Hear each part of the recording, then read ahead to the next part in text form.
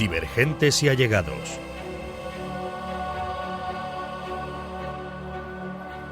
Un podcast psicoeducativo sobre inteligencia, divergencia y sus testimonios. Presentado por Sara Gálvez y Diego Tomé.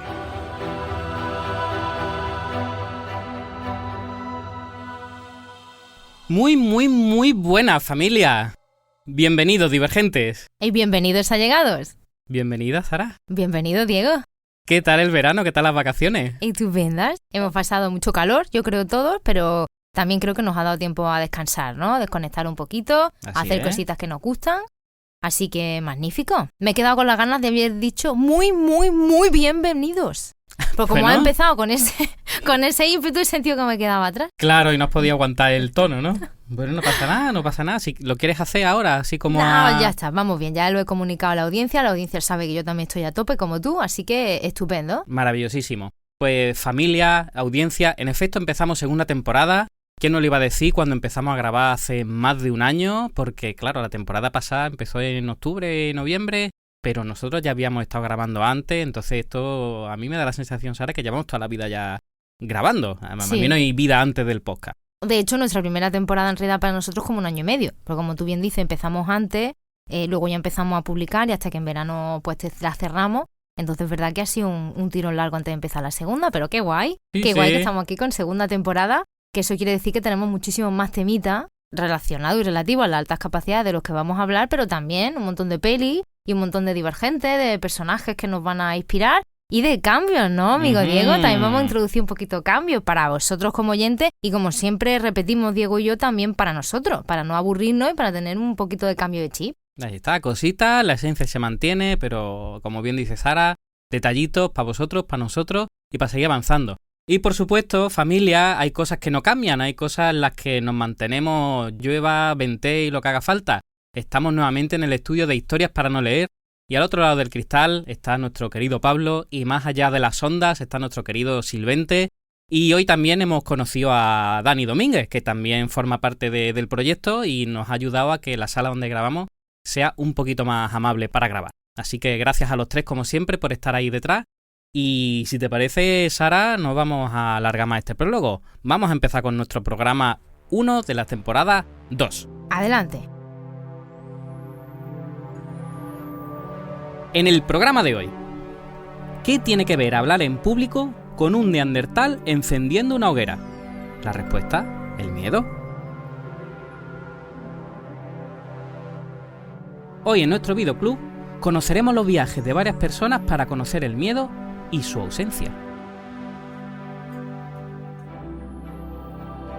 Hoy conoceremos a un divergente que supo cómo controlar sus miedos para escapar de cualquier situación.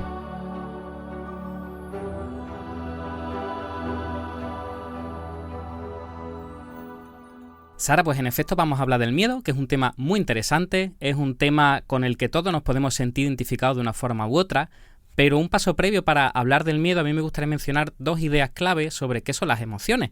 Ok, entiendo también que vamos a hacer esta pequeña introducción porque empezamos un bloque entero, ¿no?, de emociones. Hoy, como tú has dicho, vamos a hablar del miedo, pero no va a ser la única emoción que vamos a afrontar ni en este bloque ni a lo mejor en esta temporada. Es verdad que venimos fuerte con el punto emocional.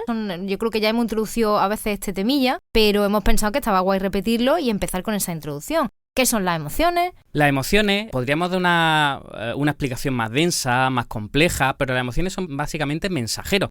Mensajeros que nos manda nuestro cerebro cuando nos enfrentamos a una situación que requiere de nuestra implicación, que requiere de nuestro procesamiento o que requiere de nuestra participación. Nos gusta decir, que ya no habré escuchado decirlo muchas veces, que no hay emociones ni buenas ni malas. Como mucho, hay emociones agradables y desagradables. Que de hecho la que hoy vamos a tratar muy agradable no es. No, es más bien lo contrario, ¿no? Es verdad que de sentir se hace bastante desagradable. Dependiendo del psicólogo que te lo explique, hay más o menos emociones básicas. Nosotros nos vamos a quedar con el marco de 6 emociones básicas: el miedo, la tristeza, el enfado, la alegría, la sorpresa y el asco.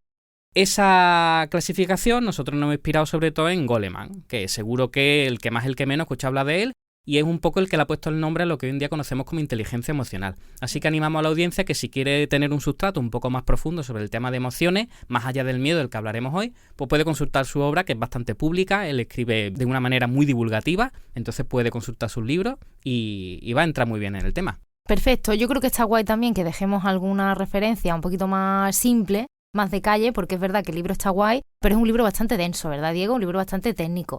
Entonces, quizá alguien que quiera en principio acercarse a las emociones, si este tipo de cosillas de las que vamos a hablar le interesa, pues lo vamos a dejar en las redes, ¿no? Que está guay. Dejamos aquí al magnífico Daniel Goleman y dejamos también un par de cosillas un poquito más light para que nos acerquemos de una manera, como tú has dicho también, un poquito más amable, ¿no? A estos temas.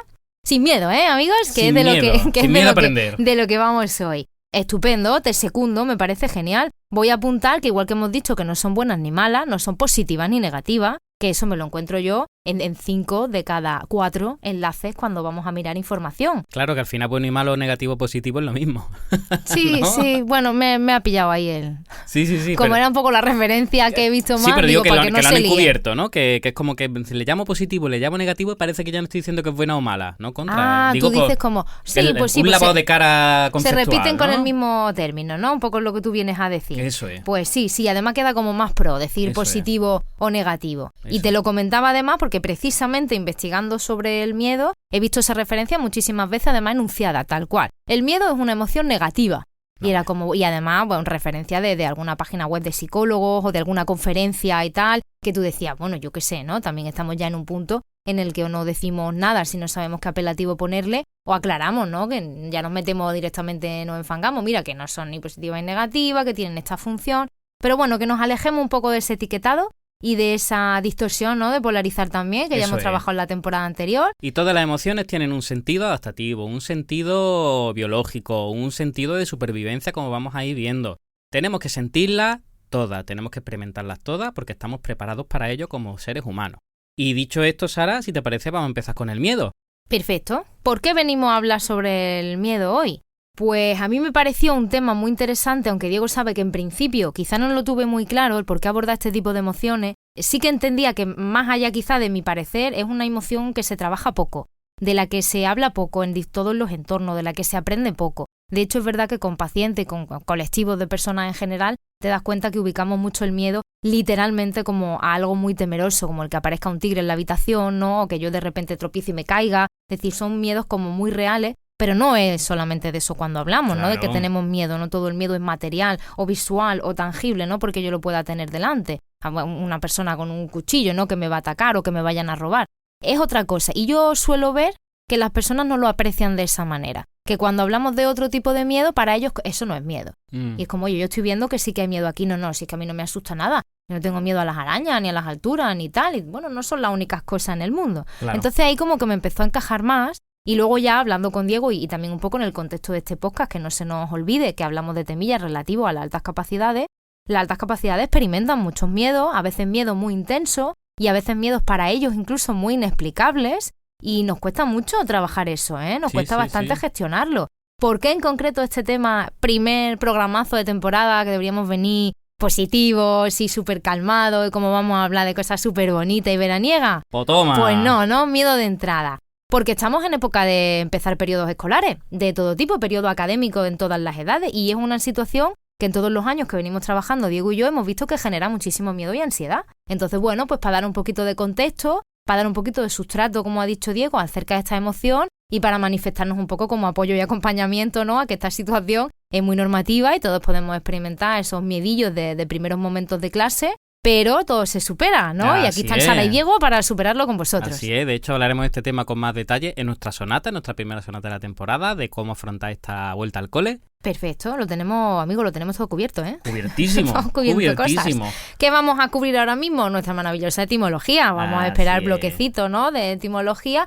Y interesante, aunque también muy cortito, muy claro, la palabra miedo en sí tiene el mismo significado en latín, que de donde procede del origen, que es metus, que es latino y que directamente significa miedo. Y en la descripción del miedo sí que es muy interesante, que imagino que ahora lo vamos a desarrollar, que ya en latín incluían en la definición que el miedo fuera algo real o imaginario. Así es. Las sí. dos cosas, estaban ya completitas, ¿no? Entonces me pareció muy guay.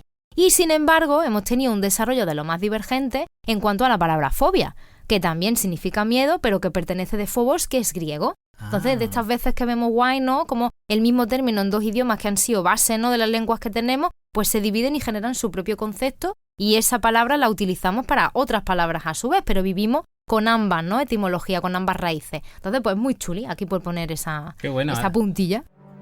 La definición. El miedo, Sara, el miedo, audiencia, es una reacción emocional. Es una reacción emocional intensa ante una amenaza percibida, que precisamente tiene que ver con estas pinceladas que has ido introduciendo. La amenaza no tiene por qué ser ese tigre, dientes de sable, del que ya hablamos con Maku hace tiempo. La amenaza puede ser simplemente la percepción que yo tengo de una situación, de una realidad o de un pensamiento, pero también puede ser imaginaria. Yo me imagino algo que no es real y que no tiene ninguna base tangible ni ninguna base basada en la experiencia. El miedo, como tú bien has dicho, es una emoción adaptativa. El miedo, si nos ponemos en mentalidad de esos neandertales, esos hombres de las cavernas, era mucho más fácil gestionar el miedo. Ellos tenían miedo a muy poquitas cosas. A los animales más grandes y a que se muriera gente de la tribu. Resumiendo muchísimo. Cuando venían animales grandes, pues ahí podían hacer pocas cosas. O se juntaban y se enfrentaban a esos animales, o escapaban. O cuando llegaba la noche tenían miedo a esos animales, pues que lo que hacen es encienden un fuego porque a su vez espanta a esos animales. O por lo menos los podemos ver, o por lo menos podemos prepararnos para cuando lleguen. Entonces el miedo realmente nos prepara para esas amenazas. Que lo que pasa es que vivimos en un mundo bastante más complejito, como ya hemos dicho alguna vez, que el de nuestros antepasados cavernícolas. Entonces, como tú bien dices, el miedo nos puede llevar a algunos sitios muy, muy, muy lejanos. Sea como fuere, busca nuestra supervivencia. Esas amenazas, vengan de donde vengan, lo que nos prepara el miedo es para responder de una forma rápida y eficaz. Eficaz desde lo que el miedo piensa que es eficaz. Para el miedo lo eficaz es o huir o enfrentarse a esa amenaza. Cuando huimos también es una cosa bastante amplia. Podemos huir en el sentido literal, nos quitamos de en medio y salimos corriendo, pero también nos podemos ver paralizados. O también nos podemos ver intentando evitar la situación de alguna forma, que esto quizás tiene más que ver con el mundo en el que estamos. Esta evitación de intentar que la situación no nos aborde, no confrontar con esa situación, poner traba a nosotros mismos para que no tengamos que ponernos cara a cara con esa amenaza. Un poco por ahí van los tiros de lo que es el miedo. Vale, me encaja mucho, ¿no?, con todo lo que hablamos, ¿no?, y con todo lo que trabajamos nosotros. En definitiva es un mecanismo, ¿no?, que se activa ante una amenaza, que de alguna manera pone en funcionamiento un sistema de emergencia que hace que yo produzca, ¿no?, que yo genere una respuesta como las que tú has dicho, ¿no?, la que me haga falta para adaptarme a la situación. Es como el sentido arácnido, ¿vale? Un sentido arácnido que nos protege al fin y al cabo nuestra integridad o que protege nuestro bienestar de una forma u otra. Yo lo veo así, porque tampoco es una cosa que yo premedite que voy a tener miedo ni premedite que me voy a enfrentar a una amenaza. Es una cosa reactiva. No, se activa ante una amenaza porque yo he percibido o interpretado que tengo peligro, ya sea real o sea imaginario, y pongo en funcionamiento su sistema de emergencia. Ese sistema de emergencia, que para que nuestros oyentes lo sepan, es lo que va a generar las respuestas que tengamos. Y esas respuestas están, a su vez, ¿no?, dependen de creencias o expectativas que tengamos previas. Así que veamos que es una cosa muy compleja. Vamos tirando del hilo y lo que va apareciendo más bioquímico está basado en más bioquímica a su vez, que ya depende de cómo yo haya crecido, de lo que yo haya podido comer del entorno, la información que yo tenga y todo eso, ¿no? Es decir, que al final, como tú has dicho, tampoco es azaroso. El que algo pase yo no lo he premeditado, pero es que la respuesta que voy a tener tampoco es premeditada. Claro. Está bebiendo de toda esa información a nivel, repito, de creencia y expectativa que yo pueda tener. Así es. Guay, ¿no? Yo creo que nos ha quedado más o menos claro. Y yo voy a resaltar también una de las cosas que has dicho, que es que en el miedo los estudios que van surgiendo dan un peso cada vez más importante a la evaluación del contexto. Aunque yo tenga mi trayectoria, tenga mi herencia, tenga mi arraigo cultural, el contexto en el que estoy va a determinar que esos miedos se manifiesten de una forma o yo reacciono de una forma diferente. Y tiene un sentido neuronal que también acabaremos hablando de él. Vale, perfecto. Yo me he apuntado aquí que este punto lo tiene como emoción básica adaptativa, pero que también nos podemos encontrar con la situación en la que sea desadaptativo, claro. Porque las emociones pues al final van también balanceándose hacia un lado o hacia otro y nos van generando mejores beneficios o no nos perjudican. Entonces, ¿cuándo tener ese punto desadaptativo? Cuando vemos que se nos va de las manos y que supera nuestro umbral de tolerancia. O sea, podemos estar asustados, podemos mantener esa respuesta ante una amenaza hasta un límite y cada persona tiene ese umbral diferente. Umbral, por supuesto, que podemos trabajar, siempre los umbrales son trabajables. Tiene que darse esa situación que supere ese umbral o que se repita mucho en el tiempo, ¿no? De manera que me empiece a generar un desgaste o que empiece a generar directamente un mal funcionamiento, ¿no? Algo disfuncional en lo que podemos llegar, ¿no? Pues entonces a padecer un trastorno, a tener un trastorno de ansiedad relacionado con fobia, en la que realmente ahí hay una parte de nuestra conexión que no está trabajando bien. En ese caso es desadaptativa, en ese caso no debemos tomárnoslo con tranquilidad y naturalidad, sino que debemos exactamente acudir a un especialista o por lo menos, como ya os diremos en el qué hacemos, ¿no? En el manual a la obra, pues coger alguna de las herramientillas que os vamos a dar si no lo veis tanto como para ir a un profesional o queréis probar algunas cositas antes. Claro, igual que estar triste no es estar depresivo, Exacto. Tener una fobia no significa estar asustado ni viceversa. Es decir, estamos asustados más tiempo del que somos conscientes o más tiempo del que queremos aceptar, pero la fobia, como tú bien has dicho, es algo desadaptativo, es algo desproporcionado. Es algo que nos imposibilita tener una vida normativa, una vida adaptativa, es así. Los miedos, por supuesto, dependiendo de cómo se gestione, nos puede acabar llevando a esa fobia o a otros trastornos. Has mencionado la ansiedad, el trastorno de ansiedad generalizado, el estrés postraumático, el TOC, es decir, hay muchas cosas que pueden derivar, claro. Pero hoy vamos quedando en el miedo que todos podemos experimentar y que, como tú bien dices, se nos puede llegar ahí de las manos. Claro, exactamente. Hoy nosotros no vamos a hablar de nada que tenga que ver con el trauma, ¿no? Que venga de una situación psicológica bastante más densa, sino a nivel un poco más de calle, ¿no? Como más como tú te vas relacionando. Eso es. En eso que tú has dicho de los estudios, yo he encontrado también una respuesta que quizá encaja también con la tuya, y es que muchos de estos estudios también han encontrado como conclusión que uno de los grandes valores que hace que la situación, cuando tú tienes miedo, tu reacción sea exitosa, no es solo la evaluación del contexto, sino tu confianza. La eficacia de tu herramienta es directamente proporcional a la confianza que tú tienes en dicha herramienta. Entonces, si yo evalúo bien el contexto y además tengo mucha confianza en que, oye, toco tierra y mi herramienta es buena y yo ya la he utilizado y estoy documentado y no me estoy basando en vete tú a saber qué, eso también cambia mucho en el cerebro y también cambia mucho en esa respuesta exitosa. Lo cual me ha parecido muy guay porque al final la confianza es una cuestión puramente personal, que solo tienes que trabajar tú contigo mismo y no depende de, no, es que mi madre, no, es que tal, bueno, pues ponte las pilas y vamos a ir gestionando cómo puedes tú confiar en lo que tú eres capaz de hacer y en lo que tú eres capaz de enfrentar. Exacto. Me encanta, el punto de empoderarse para controlar las cosas, para saber relacionarse, no es el punto de control no obsesivo, sino el que yo me puedo relacionar y vivir más calmado, es empoderamiento. Todas las herramientas que tienen que ver con auto lo que sea, nos interesan porque no hace falta pasar por un proceso terapéutico para que podamos ponerla en práctica. Así que sí, la autoconfianza es fundamental, por supuestísimo. Exacto, muy guay, me encanta. Si te parece, podemos hablar un poquito de las amenazas, porque tú ya has introducido ahí que depende mucho de muchas cosas, y yo he puesto aquí en mis apuntitos, que ya sabéis que yo los imprimo, mientras que Sara los escribe en su maravillosa libreta.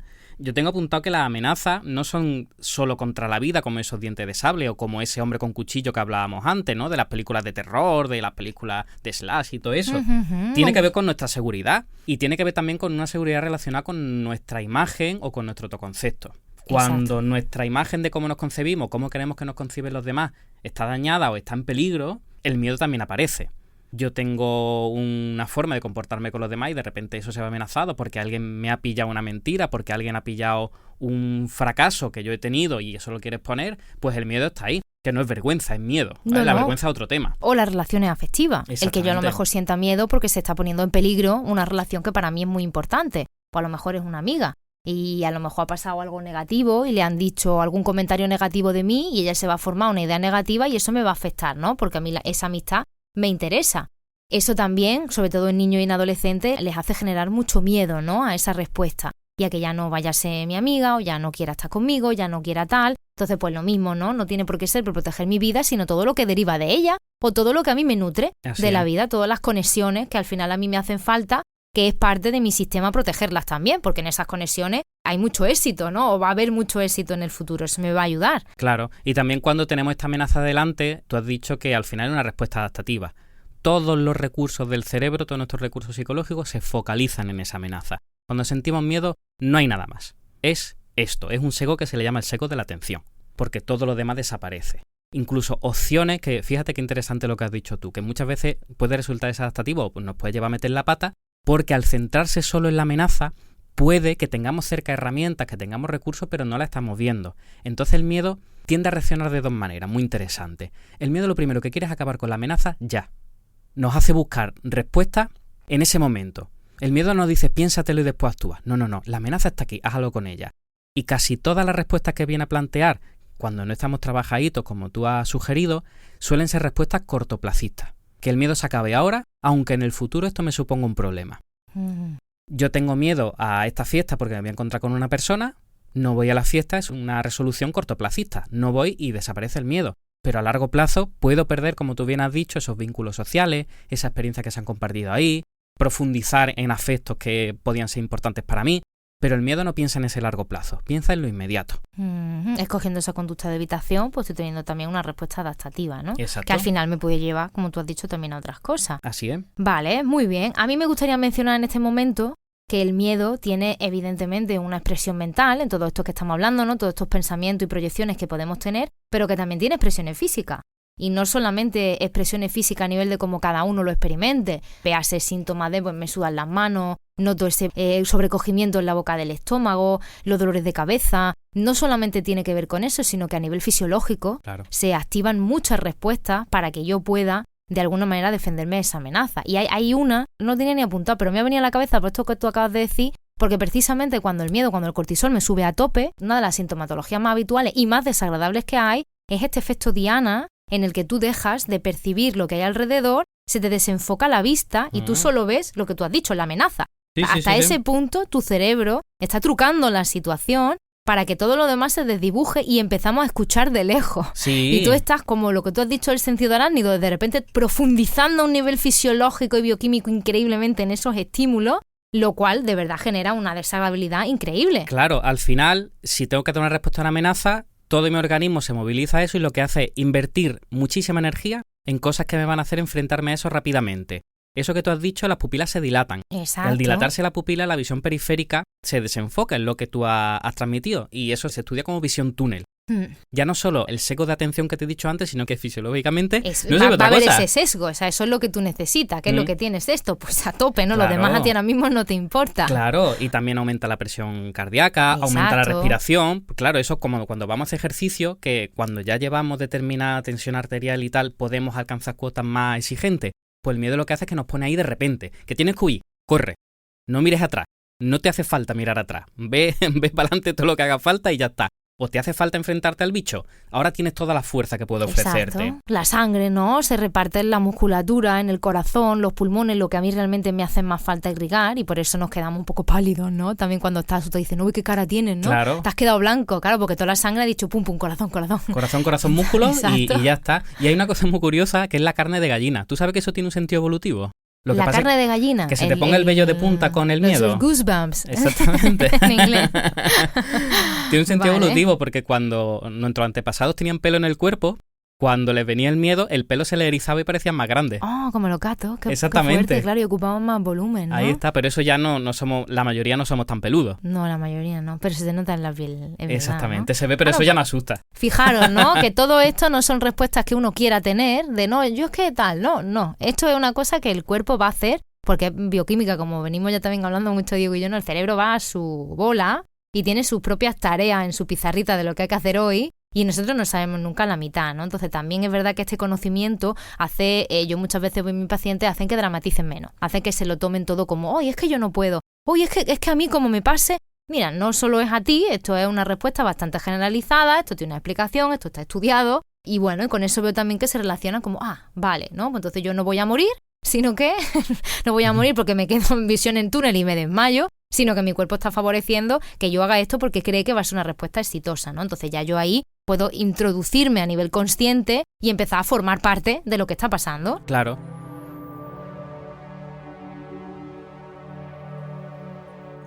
Fíjate que has hablado de preocupación al final. Cuando nos viene el miedo, tú dices la información elimina mucho ese miedo, correcto. Pero cuando experimentamos miedo por primera vez, incluso a nivel cerebral, nos ponemos en todas las situaciones que nos puede venir a la vez sobre ese miedo.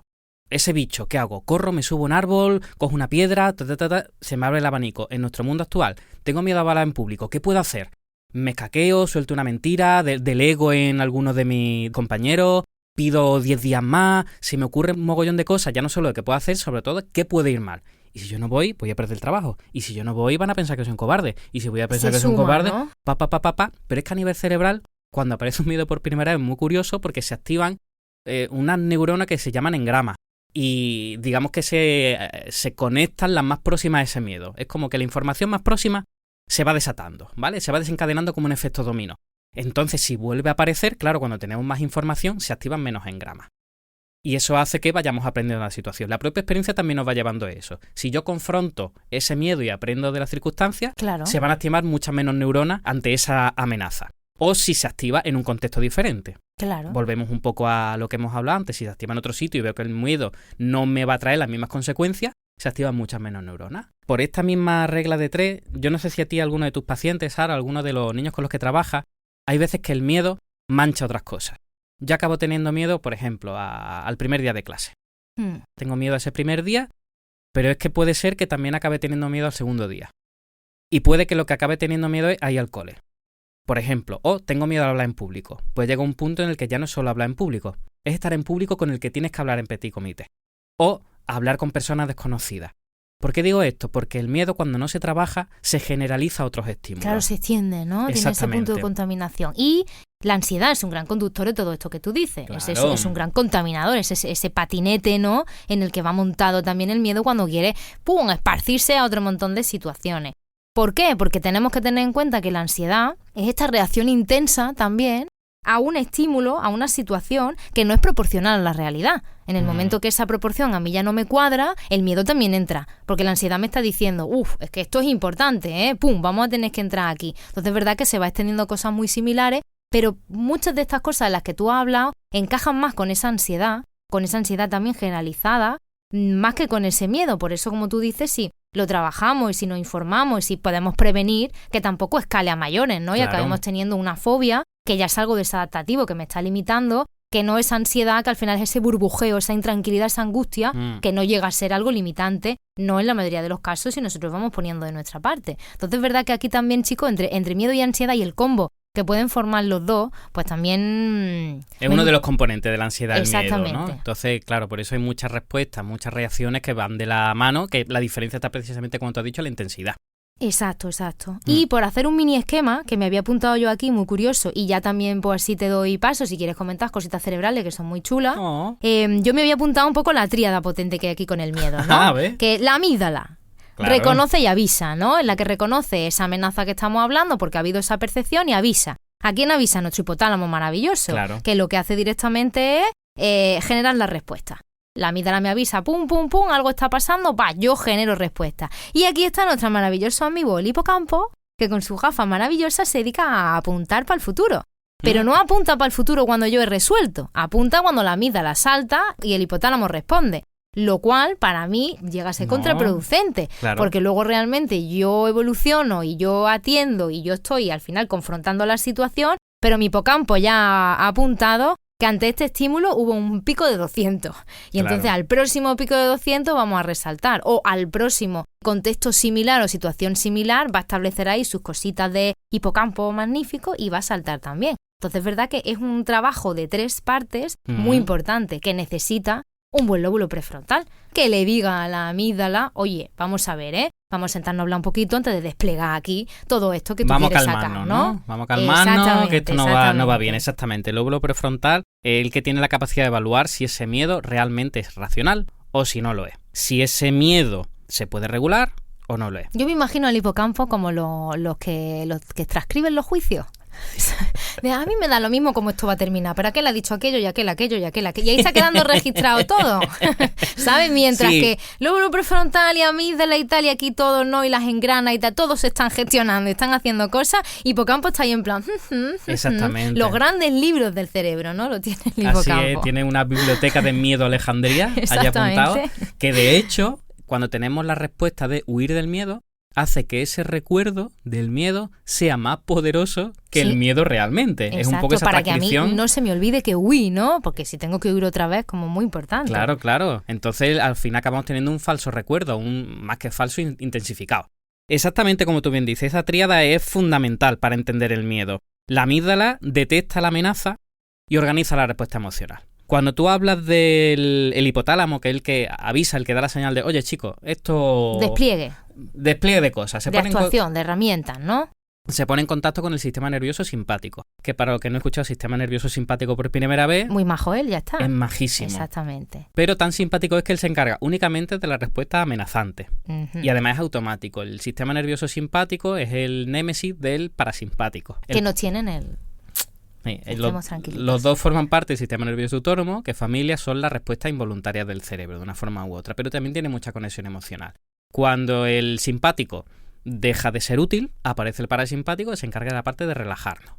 ¿Vale? Un poco de vuelta a la calma después de ese subidón en el que tiene que regular el ritmo cardíaco, regular la respiración, poner la sangre otra vez en su sitio y ver qué hacemos con el hueco que han dejado todas esas hormonas que nos han puesto a tope. Exactamente. Si tú vas, por ejemplo, a una manifestación, ¿no? Por la vivienda en Málaga, que está la cosa complicada, pues estamos simpáticos a tope. Exactamente. ¿No? Conectando y sintiendo y expresando. Y luego nos tomamos una cervecita tranquilamente y estamos en parasimpático. Exactamente. Porque si no, pues moriríamos, no podemos estar todo el rato vivienda, ¿no? Exactamente. Un poco la situación, irritación. Exactamente. Sí. Las hormonas ya hemos hablado de ellas. Las hormonas que más aparecen en el miedo es la adrenalina y la noradrenalina, que son básicamente un chute de energía para luchar o para escapar, pero es un chute físico para que hagamos cosas.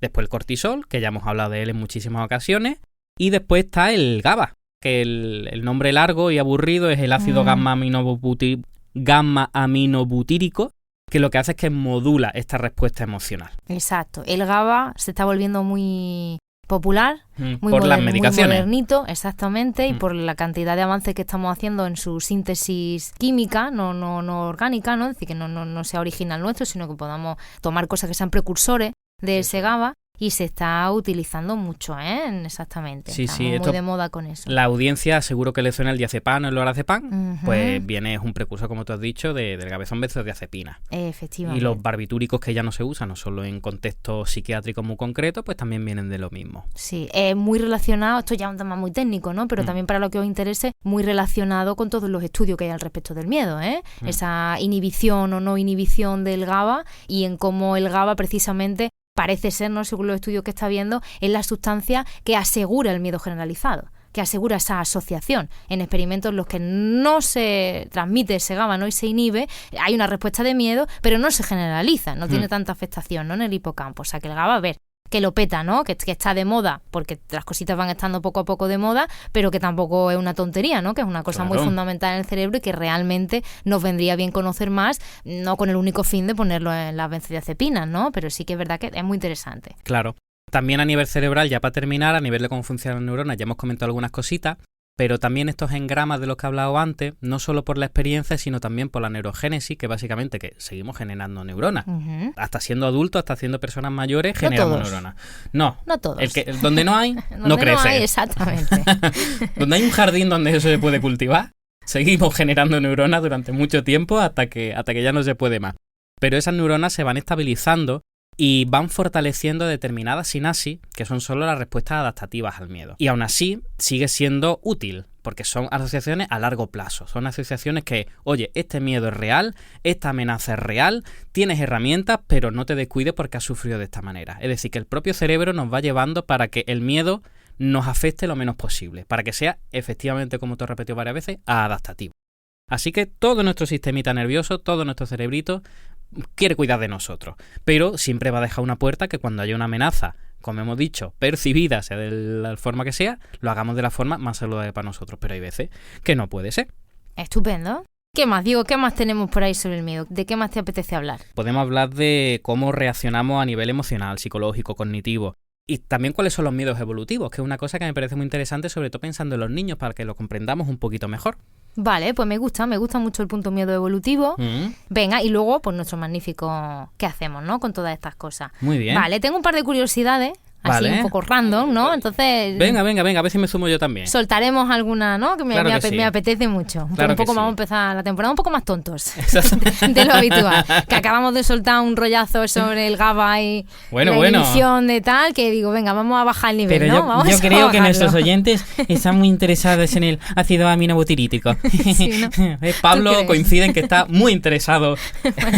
Magnífico, entonces vamos magnífico. Voy a bajar el nivel yo sola, entonces. No, yo te acompaño. Esto en una barca vamos los dos y a donde vayamos. Pues venga. Mira, hay una serie de miedos que son evolutivos, es decir, que todos los seres humanos los tenemos, pero hay otros que se consideran evolutivos, pero tienen una gran influencia cultural, y ahora vas a entender por qué. Estoy deseándolo. Por supuestísimo. Y la mayoría de las que experimentamos son adquiridos, que tienen que ver precisamente con las amenazas del mundo moderno o del contexto, como hemos dicho, en el que estamos. Del contexto en el que estamos podemos especificar los modelos las situaciones experimentales y lo que hemos visto, escuchado y demás. ¿A eso te refieres? Correcto. Ok, ahora ya eso me queda más claro. Pues lo que nos han criado en nuestro sistema cultural o en nuestro sistema familiar, en efecto. Los adquiridos son aprendidos, básicamente. Vale, Ya entonces estamos dejando aquí claro que tenemos muchos miedos que son por nuestras madres.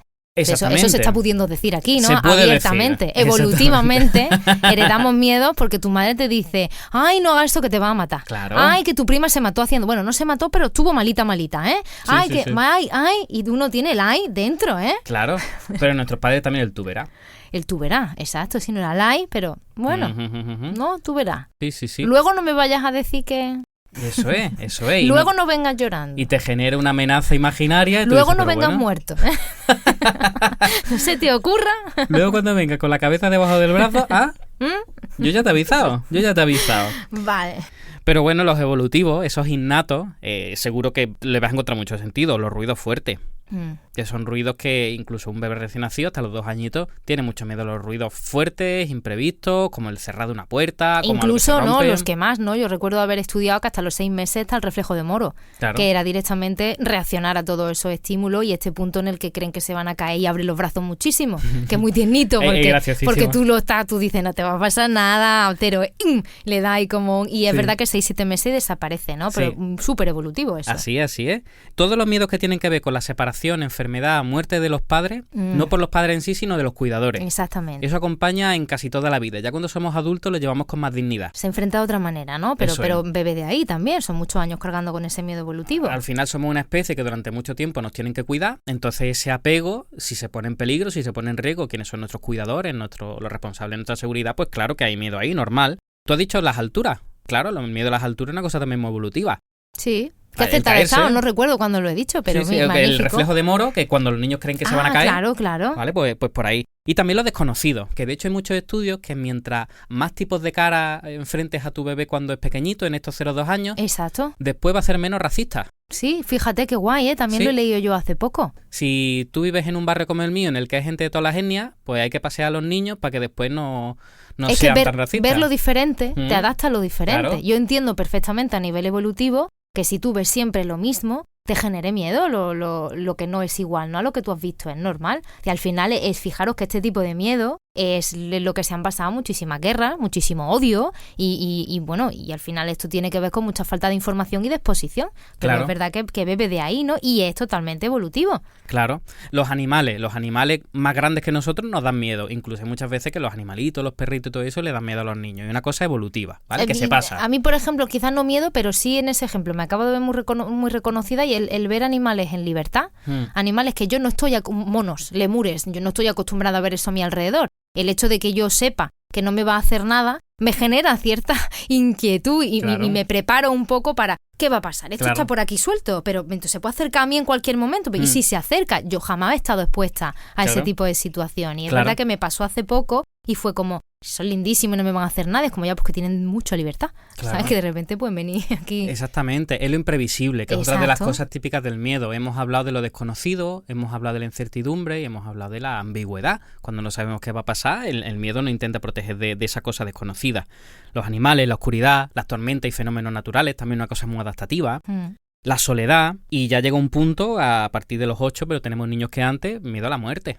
La muerte propia, ya no solo de los padres, sino también en altas capacidades muy antes, ¿eh? Es verdad que esto es un fenómeno del que merece la pena hablar, que le dedicaremos una sonatilla también. Y es que en torno a los 5, 6 años empiezan a manifestar este miedo a la muerte. A veces más como miedo, preocupación, ansiedad y a veces más como interés, curiosidad, ¿no? Eso, ¿eh? Tienen cada uno, dependiendo de su personalidad, se acercan más a un punto al otro. Pero lo que tienen en común, ya sea cual sea la manera en la que lo afronten, es que es bastante piel de gallina, ¿verdad? Es una cosa bastante tenebrosilla porque son tan pequeños y te hacen esas reflexiones y esas preguntas, o los ves que sufren tanto por ese tema, que nos da también un poco de cosita de si estarán bien, les estará pasando algo en sus cabecitas, ¿no? Porque me ha preguntado tal, ¿no? O ha hecho este comentario. Dice que da miedo, ¿no? Exactamente. ¿No? Un niño tan pequeño, tan dulce y encantador, de repente, ¿no? Que viene a decirte. Yo recuerdo, siempre cuento cuando esto es que es algo que me comentan mucho los papás, ¿no? De yo no sé si está bien, habla con ellos, con ella, tal, porque que la muerte me preocupa mucho últimamente. Y siempre comento un ejemplo que tuve hace un montón de tiempo, que un niño de 5 años muy preocupado, sacando sus propias conclusiones. Y su manera de afrontarlo era pues verbalizarlo. Entonces iban andando por el parque y iba calculando lo que le quedaba para que muriera la gente. Oh, por favor. Como, mami, este señor le queda poco, este señor va a morir. Oh, por favor. Y lo comentó como muy tal. Y entonces la madre justo me refirió a una situación en la que estaban en una cola de supermercado y había un señor muy mayor delante. Y entonces pues el niño en voz normal para un niño, pues dijo, mamá, yo no sé por qué este señor tiene que estar delante, ¿no? Porque a mí me está poniendo así como mal porque este señor va a morirse. Y yo, pues bueno, ¿tú cómo sabes que se va a morir? Y el niño le dijo, porque no parece mucho más mayor que el abuelo Paco y el abuelo Paco se murió. Y el señor estaba escuchando toda esta situación delante en la coma y la madre estaba pasando fatal. Claro. Y el niño, bueno, pues intentando gestionar el cómo funciona esto en la vida, ¿no? Es un plano nuevo y ahora hay más profundidad, yo necesito manejarme. Pablo, ¿tú has visto Death Note? Pues el niño tenía el ojo del Shinigami, ¿no? Exacto. Ya estaba viendo lo que le aguantaba a cada uno la vida, ¿no? Pues es una situación muy habitual, ¿no? Que está, y ya nos está contando Diego que es un miedo muy evolutivo Sí. y que es una fase por la que tenemos que pasar y que como sabemos que las altas capacidades son precoces en muchas cosas, ¿no? A nivel de estadio evolutivo, pues llegan antes algunas cositas, ya está. Así Eso que es. el que nos esté escuchando, tranquilos chicos, que Que vuestros todo niños pasa. están bien y es una fasecita. Que notamos que se estancan más de la cuenta o que no sabéis muy bien cómo hablar este tema con ellos, pues bueno, pues hay material, os recomendaremos cositas y si no, pues nosotros estamos aquí también. Exactamente. Y bueno, ya después hay otros miedos que son evolutivos, pero que no son innatos, que tienen que ver con lo que aprendemos en sociedad, pero ya no mi madre, mi padre, sino vivo en un país occidental, tengo miedo de determinadas cosas, o vivo en un país africano y tengo miedo de determinadas cosas. Por ejemplo, en Occidente es muy común los miedos asociados a cosas que ya hemos mencionado, a temas de relaciones sociales. En la adolescencia hay muchísimos miedos evolutivos. Sí. A ser aceptado, a integrarse, a que mi autoestima permanezca íntegra, a las relaciones sociales, en fin, muchas cositas por ahí que tienen que ver con eso. La sangre, por ejemplo, en nuestra cultura se tiene mucho miedo, pero en otras no tanto. Se tiene otra relación con eso. Entonces, sí es verdad que es muy normal que un niño, en algún punto antes de los 12 años, tenga miedo a la sangre, a verse sangre o a tal, pero en otras culturas eso no tiene por qué pasar. El vínculo es muy diferente con la enfermedad y con el daño. Entonces, bueno, lo consideramos evolutivo, pero es por el sitio en el que estamos. Lo entiendo. Hay niños que ven mucha sangre de pequeño y están inmunizados. Ya Exactamente. está. Ya está.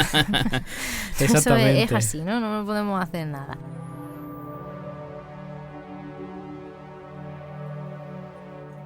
La forma de enfrentarnos a estos miedos, ya hemos visto la parte más fisiológica, hemos visto algunas cosas que nos suceden a nivel psicológico, pero hay muchos otros desencadenantes que suceden en nuestro cuerpo, en nuestra mente, que tienen que ver con ese miedo, precisamente.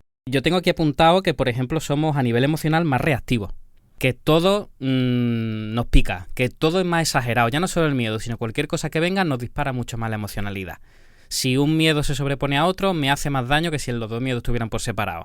Si me aparece otra emoción después el enfado, por ejemplo, que una de las caras que adopta el miedo muchas veces, como no quiero aceptar que tengo miedo o a nivel cultural no lo he gestionado de otra manera, parece que estoy enfadado, ¿vale? Pues entonces manifiesto aún más enfado. Tenemos mayor reactividad y también nos regulamos mucho menos. Cuando estamos asustados, las otras emociones se quedan un poco ahí en segundo plano, pero digamos que los recursos no están en regular el miedo, los recursos están en quitarse del miedo. Otra de las cosas es que hay una... No le hemos hablado de la parte del cerebro, pero hay una estructura que es el núcleo accumbens, que es el que se encarga del placer y cuando sentimos miedo se desactiva. O sea que no podemos sentir placer estando asustados. Imposible. Por lo menos no el placer tal y como lo entendemos. Podemos sentir placer viendo una película de miedo, pero es una cosa que a nivel cerebral yo no sabría explicarlo, pero no es el placer del núcleo accumbens. Pues es otra esa cosa. precisamente es una de mis curiosidades. ¡Toma! de hoy. Tino, ¡Pam! Te nino, lo voy a nino. resolver. Toma, estoy Porque encantado. hay mucha gente que piensa que cuando somos fan, como somos nosotros, de películas de miedo, hay cierta movida ahí un poco perturbada, porque es como quien quiere asustarse. Y ahora mismo estamos los dos comentando la cantidad de reacciones desagradables físicas, mentales, fisiológicas, cognitivas, que tiene el miedo. Es como, vale, pues sí que parece un poquillo masoca, ¿no? Meterse ahí. Pero, amigos, el miedo es una reacción, como bien ha dicho Diego, que se desencadena ante una amenaza que realmente a nosotros a nivel de percepción nos parece real.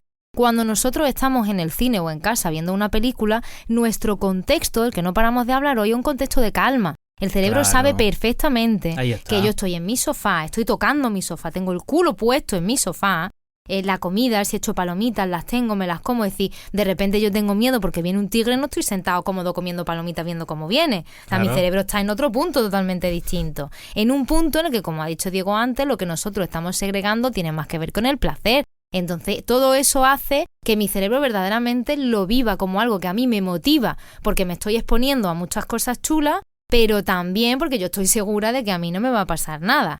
Si ya vemos una peli de fantasmas y no tenemos muy claro a nivel de nuestras propias distorsiones y pensamiento mágico si sí puede ser Paranormal Activity o no puede ser real Paranormal Activity, pues entonces ella empieza a tener otro tipo de reacción. Pero tiene que ver con cómo está funcionando mi cerebro. Pero en principio, chicos, tranquilos, que las reacciones del cerebro son totalmente diferentes, tanto si vemos una cosa como si otra. Y que sepas tú que hay tantos ofendidos por este tema que he encontrado unos artículos majísimos que además tienen totalmente estudiados todos los beneficios que puede tener una peli de miedo y por qué realmente no nos genera esa sensación desagradable. Anda. Y había uno de ellos que hablaba de que hay otros muchos componentes de las pelis de miedo que no tenemos en cuenta. Que vale, que a lo mejor hay gore o hay fantasmas o hay cosas desagradables o hay casquería y estos temas tan sangrientos. Pero también hay una trama, hay misterio, está lo desconocido, está lo que hay por averiguar. Entonces todo eso nos motiva muchísimo a nivel cognitivo. Claro, y el cuando querer saber, el querer... efectivamente, el seguir toda esa parte, a veces son muy chulas visualmente y juegan también con efectos que no podemos ver en otras pelis. En fin, que ahí hay un montón de investigación con respecto a que ver películas de miedo no tiene realmente que ver con vivir verdadero miedo, ¿no? Cuando algo te pasa. Entonces, explicado, ¿eh? Qué bien. Estamos más parecidos a toda esa experiencia guay. tranquila de parasimpático, más que estar nada más que reaccionando emocionalmente. Además, había otro de los artículos que hablaba muy guay sobre el punto metacognitivo que tienes saber que te estás asustando, pero no es real. Hay que ver cómo me la han colado aquí, ¿eh? No, hay que ver qué repullo he dado, qué bien hecho hasta... ¿Sabes? Como me estoy asustando, pero mi cerebro está sabiendo también que te la están colando un poquillo porque estás reaccionando, pero no, ¿eh? Claro. Entonces al final te llevas toda esa parte positiva también por pura adrenalina, ¿no? Porque también te gusta, ¿no? Ponerse en ese punto, pero igual que gente que hace otro tipo de actividades como parapente o paracaidismo, tal. Te asustas mogollón, hay ciertas respuestas, pero al estar tu voluntad ahí y tener otro tipo de información y demás, tu cerebro está percibiendo muchísimas cosas. Claro, fíjate que antes cuando has hablado de los animales y ahora hablamos de las películas, se nos ha escapado mencionar el concepto de control. Claro, exacto, eso es de lo que hablaba, que en las pelis nos dan todo el concepto de control si tú tienes claro quién eres y qué es lo que está pasando. Claro, ya si no patinamos, ¿no? Viendo una peli y tú no sabes quién eres, ¿dónde vas? Viendo Paranormal Activity, tío. Viendo It. Pero cuando nos enfrentamos a un miedo que realmente percibimos como tal, nos sentimos que no podemos controlar la situación. Efectivamente. Y nos sentimos vulnerables ante ese miedo. No puedo controlar la amenaza, pues yo me siento vulnerable ante esa amenaza. Claro, si ya le añadimos la parte de autoconfianza que tú has dicho, todo bien. Hasta pero el cuando punto no, que tengo el mando, Diego, ¿sabes? Claro. Que en el momento que yo me vea superar, paro. ¿Se acabó el miedo? Sigo luego, no lo veo, me levanto, me voy. O sea, tenemos todo el control hasta ese punto, ¿no? Que en plena boca del lobo puedes decir ¡pum! ¿No? O directamente va a ver la escena ahí de sangre y dice ¡pum! Me lo paso. No lo veo, no quiero ver sangre. Pasi. Entonces, hay una experiencia totalmente diferente y el cerebro, que es lo que yo venía a decir, lo sabe. El cerebro, eso sí lo sabe. Claro. Y otra de las cosas que me ha parecido interesante, porque hay mucha mitología, neuromitología al respecto, es si somos más creativos cuando estamos asustados. Pues aquí me lo había apuntado yo también. Vale. La relación del miedo con el arte, Ahí ¿no? está. Con el arte, qué interesante. Yo con la creatividad, con el proceso psicológico directamente. Estupendo. Nosotros muchas veces en las formaciones decimos que el miedo es una emoción muy imaginativa. Y es verdad, porque se abre el árbol de opciones que pueden amenazarnos, bueno, se vuelve súper frondoso. Entonces, si partimos de eso, claro que nos volvemos imaginativos. Pero también, dependiendo del nivel de intensidad, dependiendo de las herramientas, dependiendo del contexto, dependiendo de muchas variables, la creatividad o se dispara o se inhibe totalmente. Hay estudios que se ponen en los dos extremos, pero no en el término medio. Exacto, yo me he apuntado a lo mismo. Es una emoción que a nivel artístico nos bloquea o nos moviliza. Eso es. Y además se ve en muchísimas producciones de muchos artistas que además han tenido su apogeo escribiendo, pintando, esculpiendo en épocas de guerra. Hemos visto muchísimo arte que tenía que ver con esa movilización, con esos sentimientos, con eso que yo quiero plasmar, que tú dices de ese horror, ¿no? Y de ese dolor y de ese miedo, como esa movilización. Pero igual, yo enfocándolo un poco desde el arte he encontrado lo mismo, o te bloquea o te moviliza. Sí. Y hay artistas que han pasado fases muy contrapuestas, artistas que han pasado fases de guerra, las que se han bloqueado, y artistas que han pasado fases, no a lo mejor de guerra, pero de ciertos movimientos en ese sentido, que los han movilizado muchísimo. Claro. Entonces, depende un poco, ¿no? de nosotros, ¿no? Yo le voy a dar una vuelta de tuerca y a esto le voy a sumar la religión. Porque también es súper importante. Cuando pensamos en las manifestaciones religiosas o mitológicas, el miedo se ha manifestado de una forma artística para que la gente primero lo comprenda, segundo se pueda preparar o bien conducir ese miedo hacia un sitio seguro para ese dogma o seguro para esa mentalidad de la época. Nosotros hablamos casi siempre desde el entorno cristiano católico en el que nos hemos criado, pero en todas las culturas pero hasta la mitología griega tiene manifestaciones del miedo. El miedo a la muerte es Hades o es cualquier otro, el miedo a la guerra es otro, el miedo a tal es cual. O sea que esa representación ha estado acompañándonos como civilización desde siempre, porque los miedos vienen desde que el hombre es hombre, desde que la persona es persona, y se manifiesta a través del arte. Cuando vamos a determinadas iglesias y determinadas representaciones, podemos identificarnos con ese miedo o con la solución a ese miedo, que es la salvación en muchas de esas religiones, ¿no? Y llevándolo más no a nuestra época, pero sí a nuestro mundo más contemporáneo, estás hablando de arte, yo también lo llevé cuando estuve investigando a un punto muy literario. Y el expresar el miedo a través de mensajes de los medios de comunicación, a través de determinadas historias, a través de determinadas narrativas, ha hecho que la población se mueva en una dirección o en otra.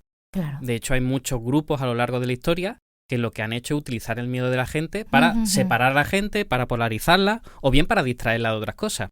Cuando, esto seguro tú has leído mucho, el tema de las brujas, de los aquelarres y sí. todo eso, es como las brujas no viven como nosotros, las brujas utilizan unas herramientas que son raras, pero tenemos otros problemas como que el país está en quiebra, como que hay enfermedades por todas partes que no podemos curar, pues las malas son ellas. Bueno, como en la época del nazismo con los judíos. Exactamente. La verdad es que las descripciones que hacían eran más rollo vampiros que judíos, lo Totalmente. que parecían, a los niños. Le contaban una historia de unos seres que te chupaban la sangre y te secuestraban y tal. En fin, tenían una idea totalmente distorsionada, ¿no? Totalmente. Pero tú eres un judío, imposible, ¿no? El judío tiene colmillo y un judío tal.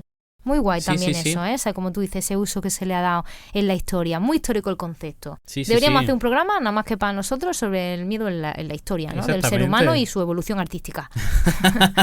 Que es verdad que tiene mucho fondo aquí, ¿no? Ya hablamos de religión, de temas muy chulos. Sí. Manos a la obra.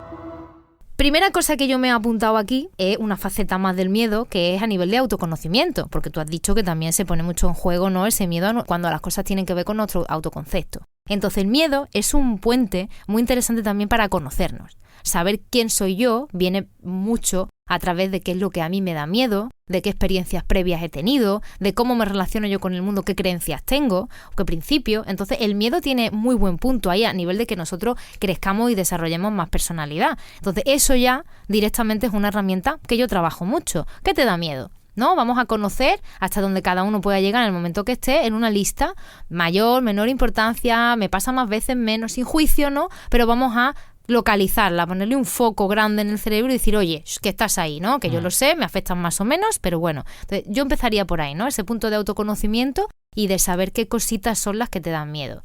Perfecto.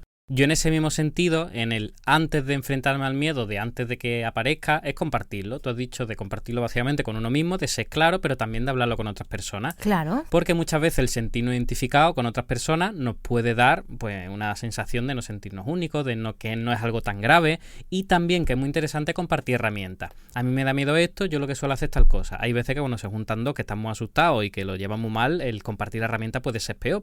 Más allá del no te asustes. La frase tonta. Anda ya, si no es para tanto. Exactamente. Si al compartirlo nos encontramos con gente de este tipo, huye sin respuesta de miedo, huye por puro rechazo y aversión que esa persona no te interesa. Pero hay muchas veces que la persona que lo compartimos se lo transmitimos y desmitifica mucho. Hemos dicho que el miedo, la amenaza, nos pone mucho las consecuencias negativas que puede tener para nosotros, los peligros que nos puede enfrentar. Entonces hablas con una persona de nuestra confianza que haya pasado por eso y que desmitifique estas consecuencias, que le quite peso o que simplemente elimine las más irracionales, nos puede venir muy bien también.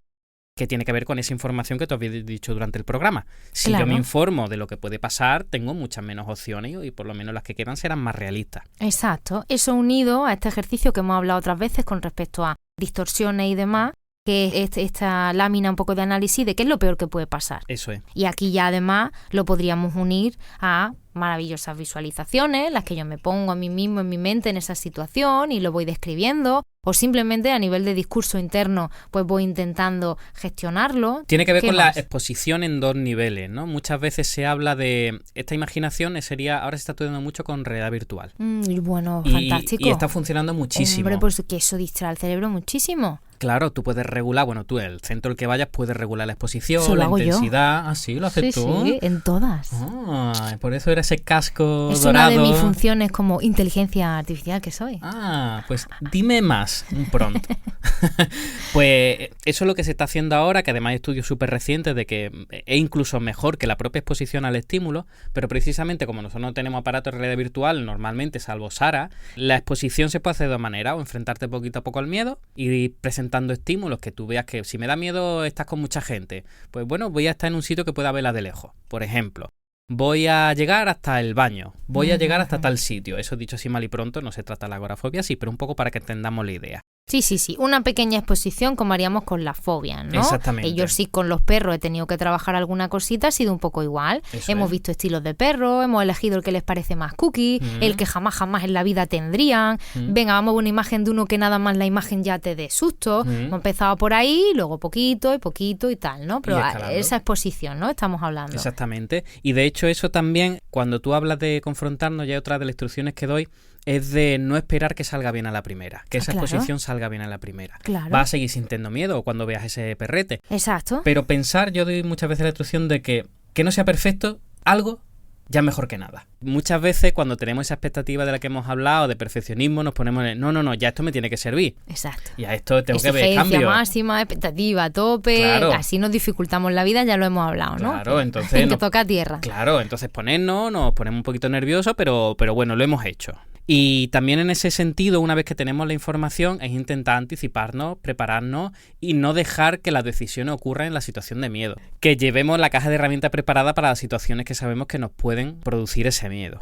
Y llevar los planes de escape y llevar las alternativas. Yo lo llamo a nivel un poco cachondeo plan de contingencia. Exactamente. Tenemos que llevar nuestro plan de contingencia, pues si no estamos vendidos, nadie va a salvarte a ti. Tendrás que ir tú preparado para salvarte tú. Me gusta mucho. En eso que tú ese plan de contingencia, dominar los pensamientos negativos.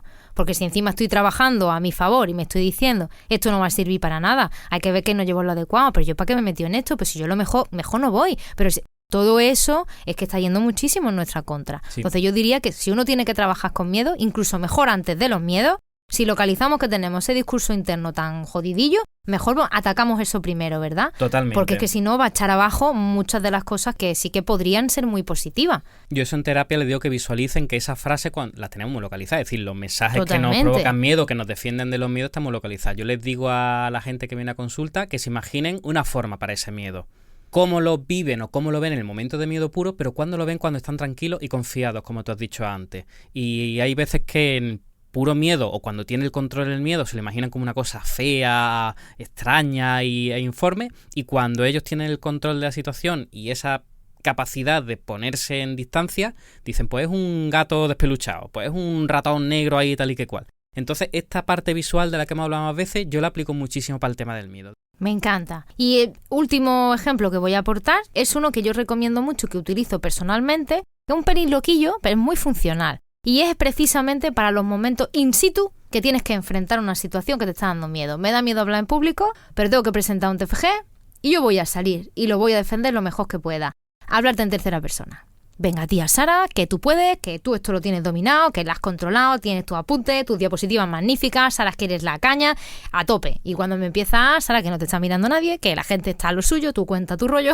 Pero me hablo mucho en tercera persona y he ido viendo que como herramienta, aparte que está documentada, ¿no? Que no es algo que yo me haya inventado, así. Tengo pacientes a los que les resulta muy útil. Un poco loco al principio el decirte tú a ti cosas. Pero oye, es que tiene el recurso tan estupendo de que realmente lo necesitas y no hay nadie diciéndotelo, incluso quizá la mejor persona para decírtelo eres tú mismo. Tú puedes hacer. ¿Que estás asustada? Pues sí, tía, sí, estamos asustadas, pero igualmente lo vamos a hacer. Estupendo, ¿eh? Sí. Ese tercera persona y ese plural majestático en el que yo y mi yo tercera persona somos una. Exactamente. Y entonces voy autoempoderada, ¿no? Como la Santísima Trinidad, pero exactamente. Yo me conmigo y vamos todas las 4 a tope. Así es. Sí. Yo le pido también a los pacientes que a veces escriban esa respuesta al miedo y que ellos interioricen esa respuesta, que se la escriban, que se imaginen quién se la diría. Hay un paciente de los que tiene últimamente que se manda mensajes de audios con esa frase. Todo magnífico. Lo que sea, tener esa frase colocada en un sitio, que la tenga a mano antes de que me embargue el miedo, maravilloso. Exactamente. Pero ese punto de tener un discurso positivo hacia mí mismo, la verdad es que también muy productivo,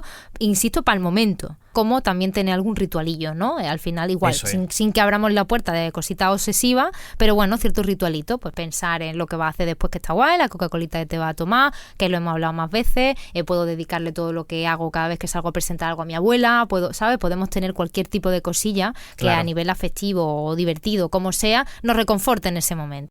Muchas veces cuando damos esta herramienta, claro, lo raro es perpetuarla, lo raro es que se Claro. extienda como el miedo, pero que en un No, momento no. dado está atravesando un Exacto. bache y tiene que superar a esto, aunque suene un poquito raro. De hecho, hay muchas veces que el paciente presenta esa resistencia, ¿verdad? El que no quiere utilizar cierta herramienta porque ya no quiere depender para toda la vida de usarla. Ahora voy a estar toda la vida Esa, diciendo, hablándome en "Buah, tercera pa' persona. mi abuelita, tal, no puede ser, ¿no? Me vuelve loca. Yo ni quería a mi abuela ni no, nada. que acaban teniendo un buen resultado y que entonces influyen en ese miedo, influyen en esa gestión que yo tengo y como estoy utilizando herramientas, realmente va desapareciendo el problema, voy solucionando con mi herramienta mi problema. Entonces, de verdad que hay que tener un poquito más de confianza en el proceso, por favor, Exactamente. ¿no? Porque al final tenemos un buen resultado.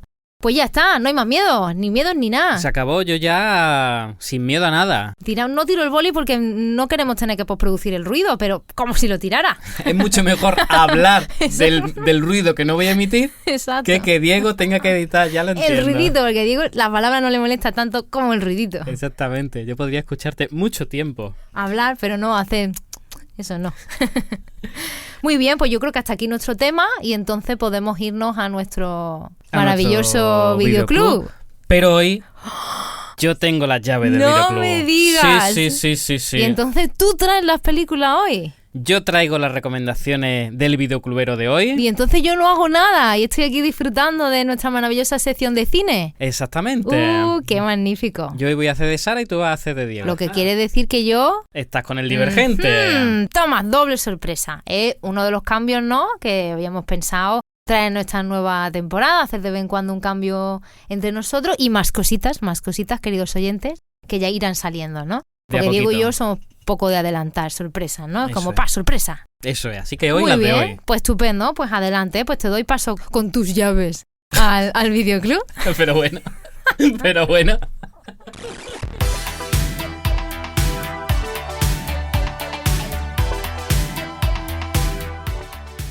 Y aunque vayamos a hablar de miedo, no traigo ninguna película del género de miedo, de las que nos gustan a nosotros. Magnífico. La introducción, ¿no?, ya había supuesto que no vamos a hablar en sí de experimentar miedo viendo las películas, sino que vamos a traer de otra manera, ¿no? Has Eso traído es. un poco ese punto. Pues estoy curiosísima, deseando saber. Vamos a ver estos dos personajes que tienen que ver con cómo ellos viven el miedo o cómo ellos buscan el miedo. Y precisamente de cómo buscan el miedo, la primera película que me he traído es para el Kids and Family Friendly Magnífico. y es Asterix y los vikingos. ¿Has seguido mis secciones y todo del Hombre, Kids por and Family supuesto. Friendly? Me siento súper honrada, Hombre, ¿eh? qué menos, qué menos. Vale, y hemos traído una peli de Asterix que me encanta. Sí, ¡Qué guay! yo me he propuesto como objetivo no otras películas americanas porque esa lo controlas tú bastante. Muy, muy encantada porque yo venía preparada para poner buena cara que todo fuera japonés. Ah, pues Y entonces me encuentro que Asterix me gusta de verdad. Así Claro. que muy bien. no traigo nada japonés. Estupendo. La película Asterix y los vikingos está basada en el cómic de Asterix y los normandos, que es del año 66. Pero ha envejecido muy bien, porque a mí me gustan mucho las películas de Asterix como la adaptan, porque ya en la versión original tiene muchos elementos populares, que son muy fácilmente actualizables. Hasta el punto que cuando nos enfrentamos al cómic de Asterix y los normandos, pues hay un personaje que canta y canta canciones de ABBA, de los Beatles, y en la versión que han hecho ahora de Celine Dion, de Bruno Mars no, pero también así como más poperilla. Y las películas de Asterix a mí me gustan todas. Están muy bien hechas, nos pueden gustar los niños y los adultos, es un humor muy blanco, muy familiar, que el guion es de Goscinny, del escritor de los cómics, y los directores son dos daneses, Stefan Fjeldmark, que seguro que no lo conoces, pero fue el que hizo Socorro, soy un pez, ¿vale? Que esa la veo si no suena. Sí, muy chuli, ¿eh? Y esta en concreto, pues una película de comedia, de aventura, y en la adaptación a la peli le han puesto un puntito de amor juvenil, que se lleva ahora un poquito más que en los años 60, pues han metido un par de personajes para cambiar cierta dinámica. ¿Y de qué va la peli? Pues va de la aldea gala en el que el jefe Abrara Cursi recibe la visita de su sobrino, que se llama Gudurix. Y su padre lo manda porque quiere hacer de él un hombre, porque lo ve que es un jovencito que lo único que hace es cantar y bailar y salir con los colegas. Qué mejor que llevarlo a que lo entrene a Asterix Obelix para saber lo que es ser un hombre. Y lo entrenan en esa aldea, bastión independiente en la Exacto. Galia. como sabemos son un poquito burro, un poquito vasto, están siempre repartiendo candela, pero Guduriz no es eso lo que quiere en su vida. A él le gustan otras cosas y es bastante pasota. Hay momentos muy de boomer de Asterio B intentando acercarse a él con herramientas de, parecemos jóvenes, pero da mucha vergüencita Parecemos ajena. modernos, es Eso verdad, pero no. Es muy mal. Y mientras que esto pasa, pues hay un grupo de vikingos que llegan a la aldea gala, porque ellos van buscando al campeón del miedo.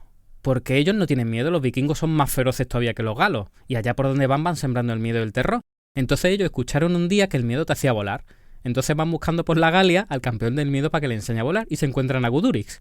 Porque se asusta muchísimo. Muchísimo, en todo momento. Claro, lo Vale. llevan a pegarle a Romano y dice, pero esto, ¿qué violencia es? Le enseñan un jabalí enorme, ¿esto qué es? Son tan burros que el pobre está siempre acojonadito. Entonces los secuestran los vikingos. Los vikingos aquí hacen muchas bromas, tienen nombres de muebles de Ikea, de cosas así, es divertidísimo. Mientras que dura el secuestro de los vikingos, él conoce a Ava. Ava es la hija del jefe vikingo, Grossebaf, ¿vale? Son todos nombres así. Y ellos se enamoran. Es de la edad, es del estilo. Y además ella también, aunque ahora tengamos la cantinela de que las mujeres vikingas son muy guerreras y tal, antes no se concebía de esta manera. Entonces a Ava no le dejan pelear, no le dejan luchar y la tía es cañerísima. Ella quiere ir a todas las incursiones, quiere cortar cabeza y de todo. Y los dos se enamoran, son muy diferentes, pero ella también sufre que su padre quiere para ella una vida que ella no la quiere. Ella no quiere ser una princesita, ella una quiere señorita, claro. Ellos se enamoran y bueno, un poco la historia va a ir de esto, de cómo Guduri aprende a enfrentarse al miedo de determinadas maneras y cómo los vikingos, pues ya eso no voy a hacer spoiler, pero cómo al acercarse al campeón del miedo, pues encuentran que el miedo no es lo que ellos esperaban. Y aprenden cosas también, ¿no? Aprenden cosas. Son Qué películas con bien. una moralejita y bueno, y la pareja de jovencito hace muchísima gracia y mientras más mayores seamos más gracias nos hacen porque bueno, nos vemos reconocidos. Y aparte de la película está muy bien animada. Esta fue la última película de Asterix que se hizo en animación tradicional y a partir de aquí fueron todas en 3D. Y bueno, aparte salen todos los tropos de Asterix. Aparece el bardo cantando, aparecen las peleas en la aldea gala. El Panoramix con sus cosas. Claro. Sí que yo creo que es la última que yo he visto. No, yo creo que No, una pero- que salían como unos robots ya al final, creo que la vimos, que era el secreto de la poción mágica. Ah, sí, Sí. es verdad, es verdad. Sí, sí, sí. Pero estaba guay. Esa es la estaba única muy que no es de guay. guión original de Goscinny. Entonces, esta película a mí me gusta muchísimo, muy tierna. Los vikingos son unas hartas de reír porque son burrísimos, lo que comen, lo que hacen, y cuando llega Obel y ves que es más burro todavía, más te ríes. Y aunque no te gusta hacer Obel, es verdad que es una película muy asequible para toda la familia y nos podemos identificar con cualquier personaje. Y también me parece interesante aquí cierto miedo a decepcionar, a no complacer, a no dar lo que se está esperando de ti, a que tus padres quieren algo y tú no quieres eso y vivimos en ese no lo digo, entonces tampoco lo vivo plenamente, pero tampoco realmente acabo haciendo lo que quieren de mí, entonces tengo ese punto ahí también. Pero los dos son muy rebeldes, dan una Sí, visión son muy esperanzadora. rebeldillos, pero a eso a lo que voy, Mm. ¿no? A que es un punto a tratar que me parece muy guay en Claro. el mundo en el que vivimos, Claro. que bueno, la expectativa ya que puedan o no tener sobre nosotros tiene poco peso, porque Claro. hoy día hay de todo en nuestra Claro. elección, ¿no? Y formación. Entonces me gusta también el que se aborde que no tiene por qué darnos miedo de quién somos. Exactamente. ¿No? Que es lo que ellos hacen, ellos son quien son y pues ya está, ¿no? Y para Eso adelante. es, sí. Y son muy majísimos los dos. Bueno, pues esta es mi recomendación para el Kids and Family Friendly. Bien. Muy bien, y ahora traigo una ya para adultos. Vale, ya estamos en el Adult Adults Only, Only. ¿no? Os traigo una película iraní. Muy guay. Una película iraní del año 2022 que se llama The Holy Spider. Y está ambientada en una serie de asesinatos en serie que hubo en Mashtad, en una ciudad que hay en Irán. Toma, muy interesante, me Sí. está muy interesando, ¿eh? El director se llama Ali Abbasi, que quizás si el nombre no nos suene, pero es el que hizo los dos últimos capítulos de The Last of Us, que esa sí la conocemos. Ujú, sí. Es un director que ha trabajado mucho, de hecho él reside en Dinamarca, pero bueno, él toca mucho sus raíces, su cultura y tal. Una película muy iraní, está ambientada, como digo, en Irán. Y bueno, resulta que hay un asesino en serie que se llama Saed Hanai y asesinó en su momento a 16 prostitutas. Uf. Y la película no es de miedo, es un thriller. La peli de 2022, pero Sí. estos sucesos, perdona si lo ha dicho, no me he Es enterado. de principios de los 2000, finales de los 90. Vale. Es bastante reciente. De hecho, ha habido muchas películas porque fue un caso que conmocionó mucho a Irán. Mm. Sí. Entonces esta película la enfocan como que es una periodista que acude a cubrir la noticia cuando todavía hay unas cuantas, creo que eran con las 12, 14 asesinadas, entonces ella va a cubrir la noticia allí. En este contexto, primero vemos muchos temas de machismo que hay allí, que ella se tiene que enfrentar a muchas situaciones, pero ella es una mujer muy fuerte y lidia con las cosas como sea. Pero lo que a mí me interesa esta película respecto al miedo es que todos los personajes experimentan miedo alguna vez de forma muy diferente.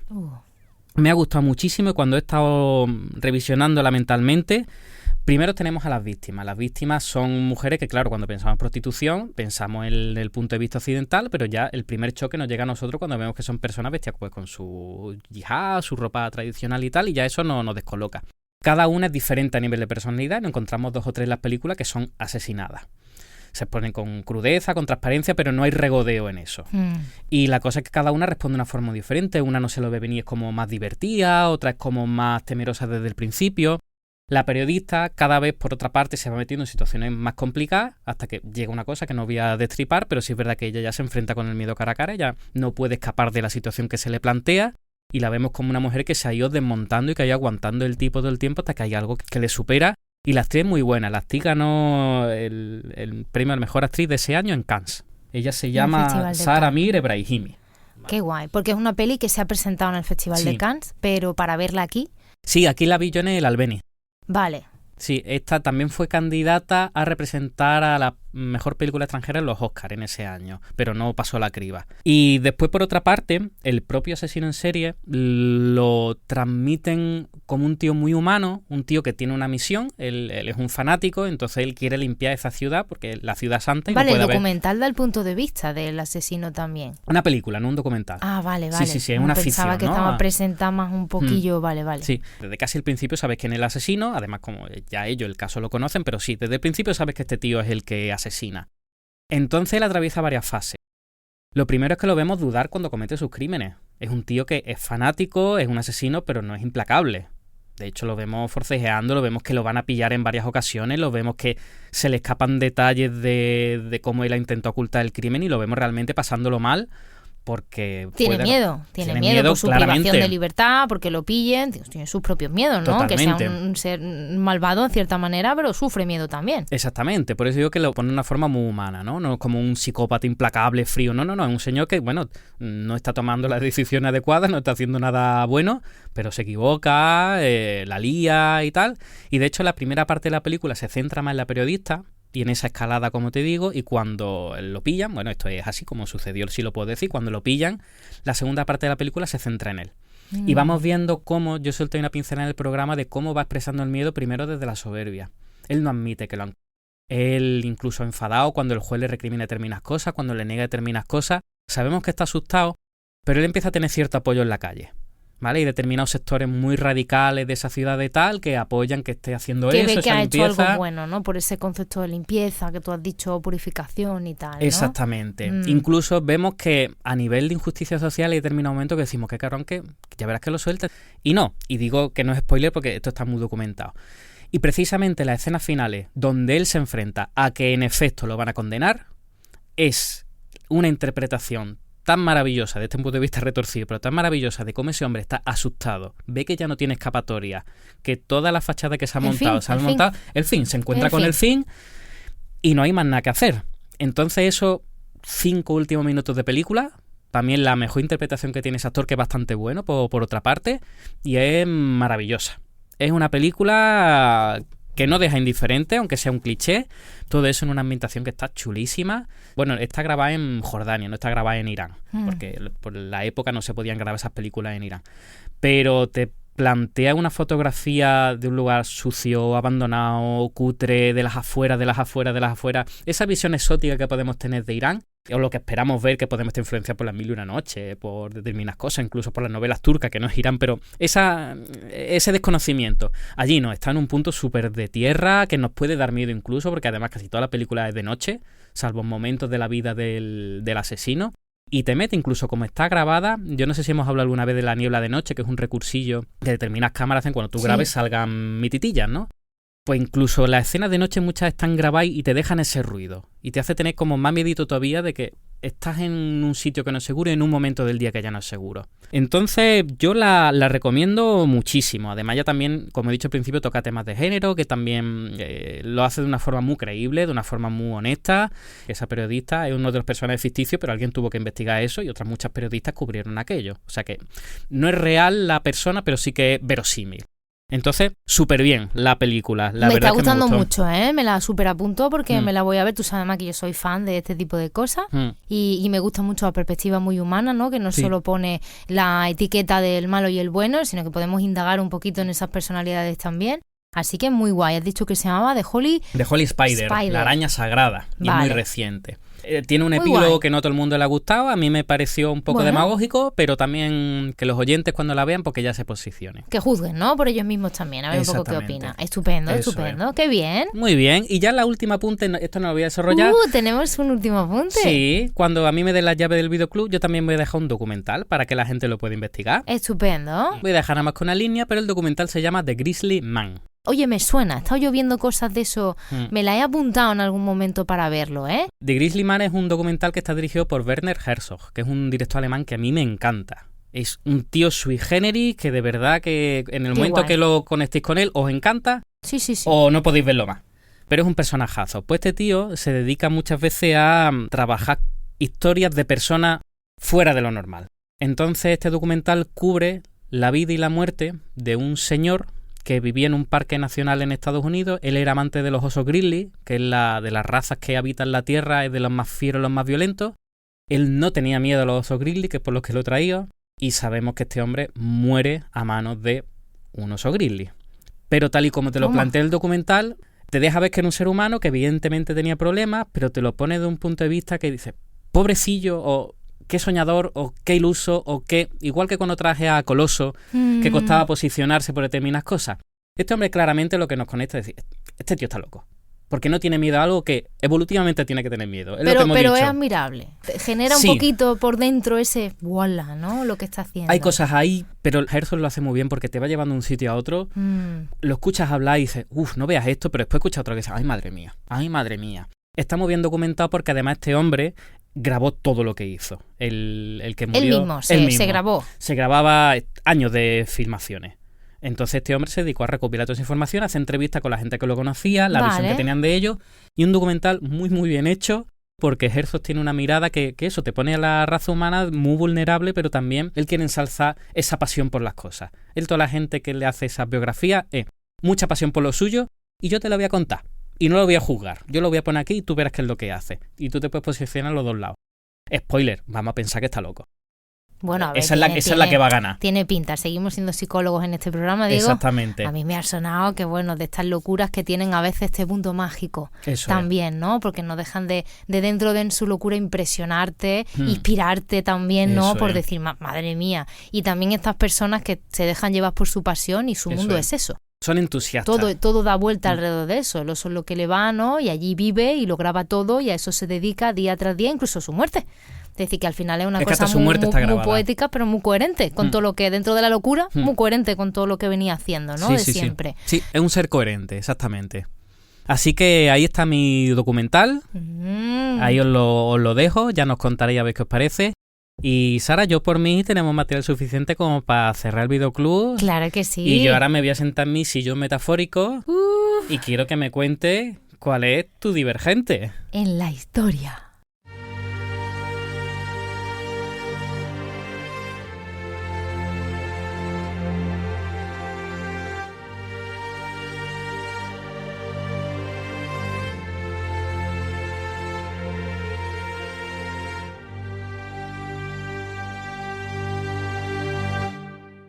Estoy en ascuas, querida Sara. Yo estoy muy emocionada. Es mi primer divergente. Que como le he comentado a Diego, así es como he titulado mi trabajo.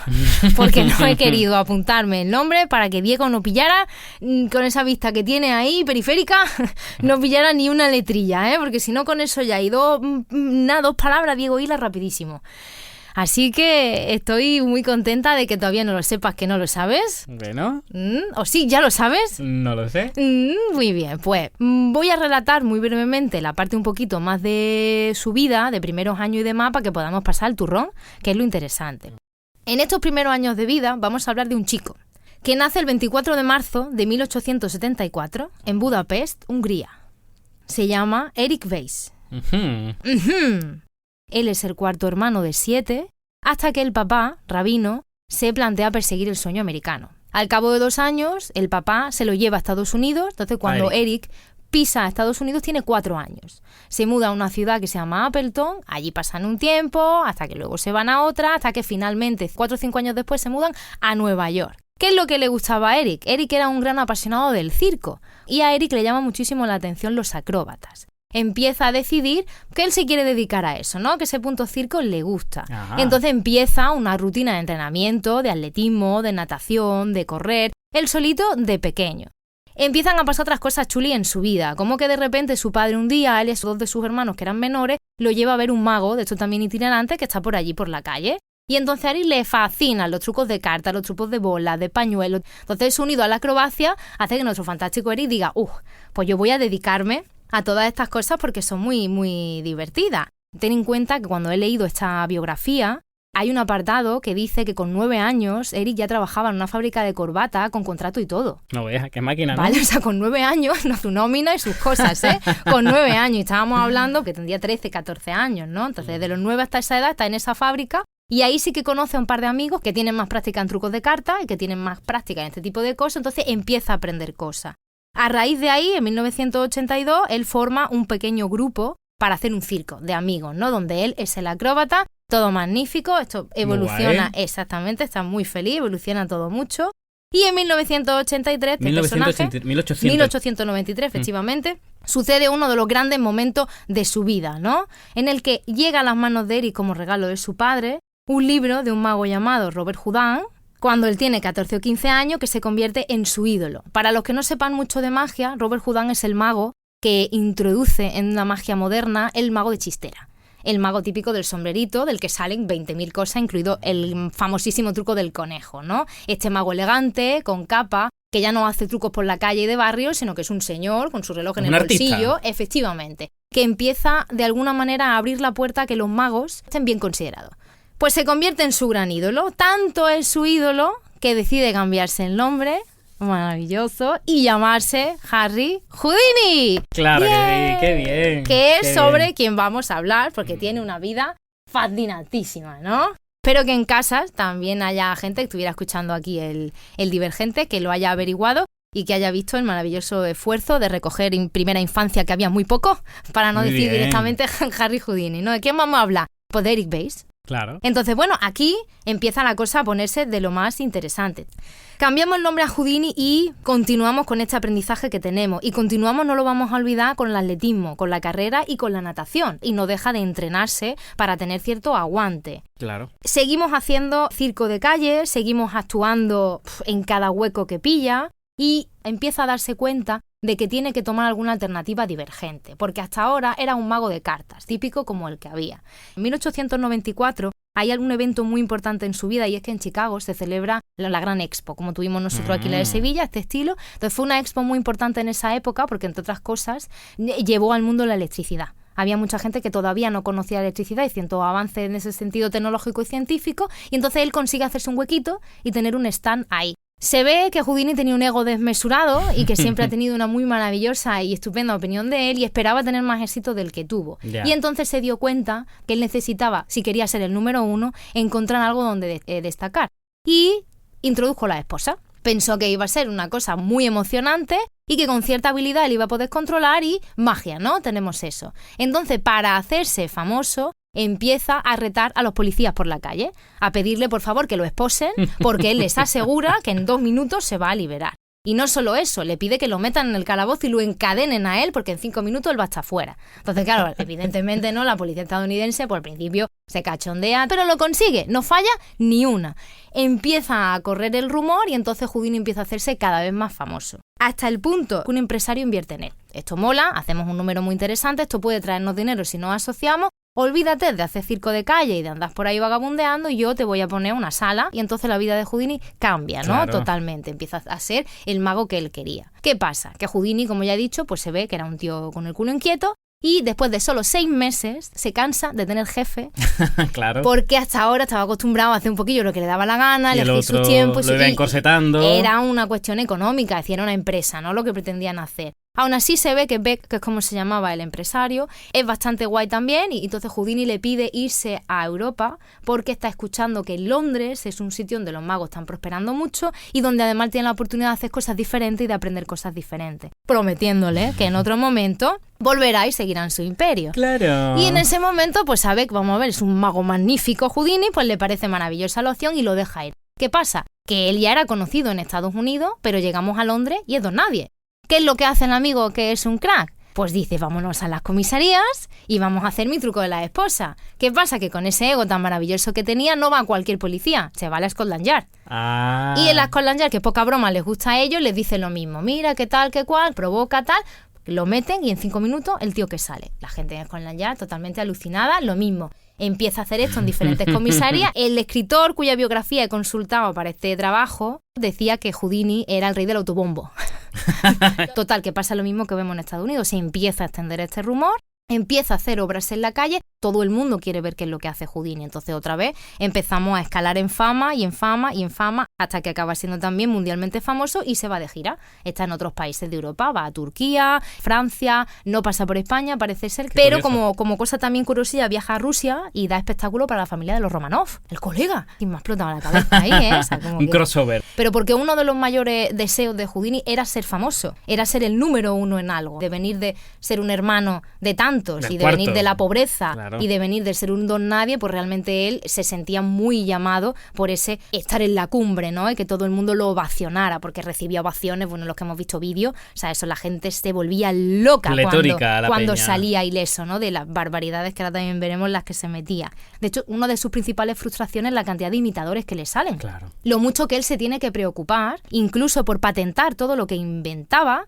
todos los artilugios y todos los sistemas para sus propias obras, porque no quería que eso ocurriera. Y además era un tío, por lo que he leído, muy vengativo, porque no solamente patentaba y denunciaba, sino que se presentaba disfrazado en los espectáculos de sus Para imitadores sabotearlo, ¿no? para vengarse. Cuando terminaba el truco se quitaba el disfraz y decía, tú, copión, ¿sabes? Que esto es mío, ¿qué tal? Y los humillaba de una manera horrible. O sea, quería que lo pasaran mal, No vea. quería desacreditarlos. Que le tuviera miedo también, ¿no? Que no cuida con Houdini. Efectivamente, no, si quieres robarle a alguien a Houdini no, que eso te quede claro, que se presente y te planta cara, ¿eh? Eso es. Pero él quiere seguir siendo el número uno de más cosas. Hasta el punto en el que se da cuenta de que sería muy puntero ser el número uno en volar con un avión. En esa época, ¿no? 1900, 910, 920 empiezan a hacerse los primeros viajes, ¿no? Con piloto y tal cual. En Europa estaba la zona muy controlada, él lo sabía. En América tampoco iba a ser pues muy notorio porque también había habido ya varios vuelos y bueno, los inventores y tal. Pero cae en la cuestión de que en el espacio aéreo de los cielos de Australia no ha pasado. Entonces, como estamos hablando de que estábamos ya en un punto forrado, se va a Francia, se compra un avión, se lo No vea. empaqueta y se lo manda a Australia. Da las clases necesarias de aviación como para poder pilotarlo y allá que pilota, y si lo consultamos, es la persona número uno En volar en Australia. en volar en Australia. Tampoco era especialmente un gran fan de la aviación, no es que luego siguiera practicando, fue una gran pasión, era un gran fan de la tecnología, de los avances y de ser el primero, y entonces pues juntó todo eso y la pasta y dijo, oye, pues qué magnífico, Claro. ¿no? Hago esto del avión y se va allí. Todo eso, por supuesto, proveyendo muy bien a sus hermanos, Sí, a claro, sus ella padres. sería- Efectivamente, el padre fallece en un momento dado. Lo único que sí se produce es que el padre le hace prometer que va a cuidar de la madre. Promesa que Houdini se toma muy en serio. También Claro, era el número uno en eso. también el número de eso tenía que ser el mejor hijo. Claro. Entonces, como ha alcanzado ese sueño americano que buscaba su familia, se siente en gran responsabilidad. En 1913 es cuando empieza a torcerse un poquito todo, porque muere su madre. Ay. Sí, muere su madre de un ataque al corazón y además muere en una muy mala circunstancia. Muere en mitad de verano, mientras él está de gira, entonces él ni lo ve venir. Es algo totalmente doloroso para él, no puede despedirse, no puede hacer absolutamente nada. Entonces esto empieza a generarle un gran trauma. Houdini era creyente en todo este tema de los fantasmas y de las apariciones y de todo este mundo paranormal. Era un creyente precavido, cauteloso, no lanzado ahí a tope a creerse cualquier cosa, pero eso unido a que en los años 20 era una moda celebrar estas reuniones en las que una medium invocaba y pasaban todas estas cosillas, unido al traumilla, porque no ha estado ahí, no ha podido cuidarla, pues empieza ahí la pinza un poco. Y se le va en dos sentidos. En un primer lugar, él quiere hablar con su madre. O sea, eso es un deseo. Claro, él se quiere despedir, claro. Claro, eso es un deseo y quiere resolver esto, ¿no? Es un deseo profundo que él tiene. Pero por otro lado, es un tío muy inteligente que está totalmente en contra de los estafadores. Entonces empieza una lucha maravillosa por desenmascarar a todos los medium que se cruzaban en el camino. Houdini contra el más allá, ¿no? Efectivamente, de hecho sí se llama, ¿no? Es la lucha de Houdini contra el espiritismo. Vale. Es como se llama si tú lo buscas.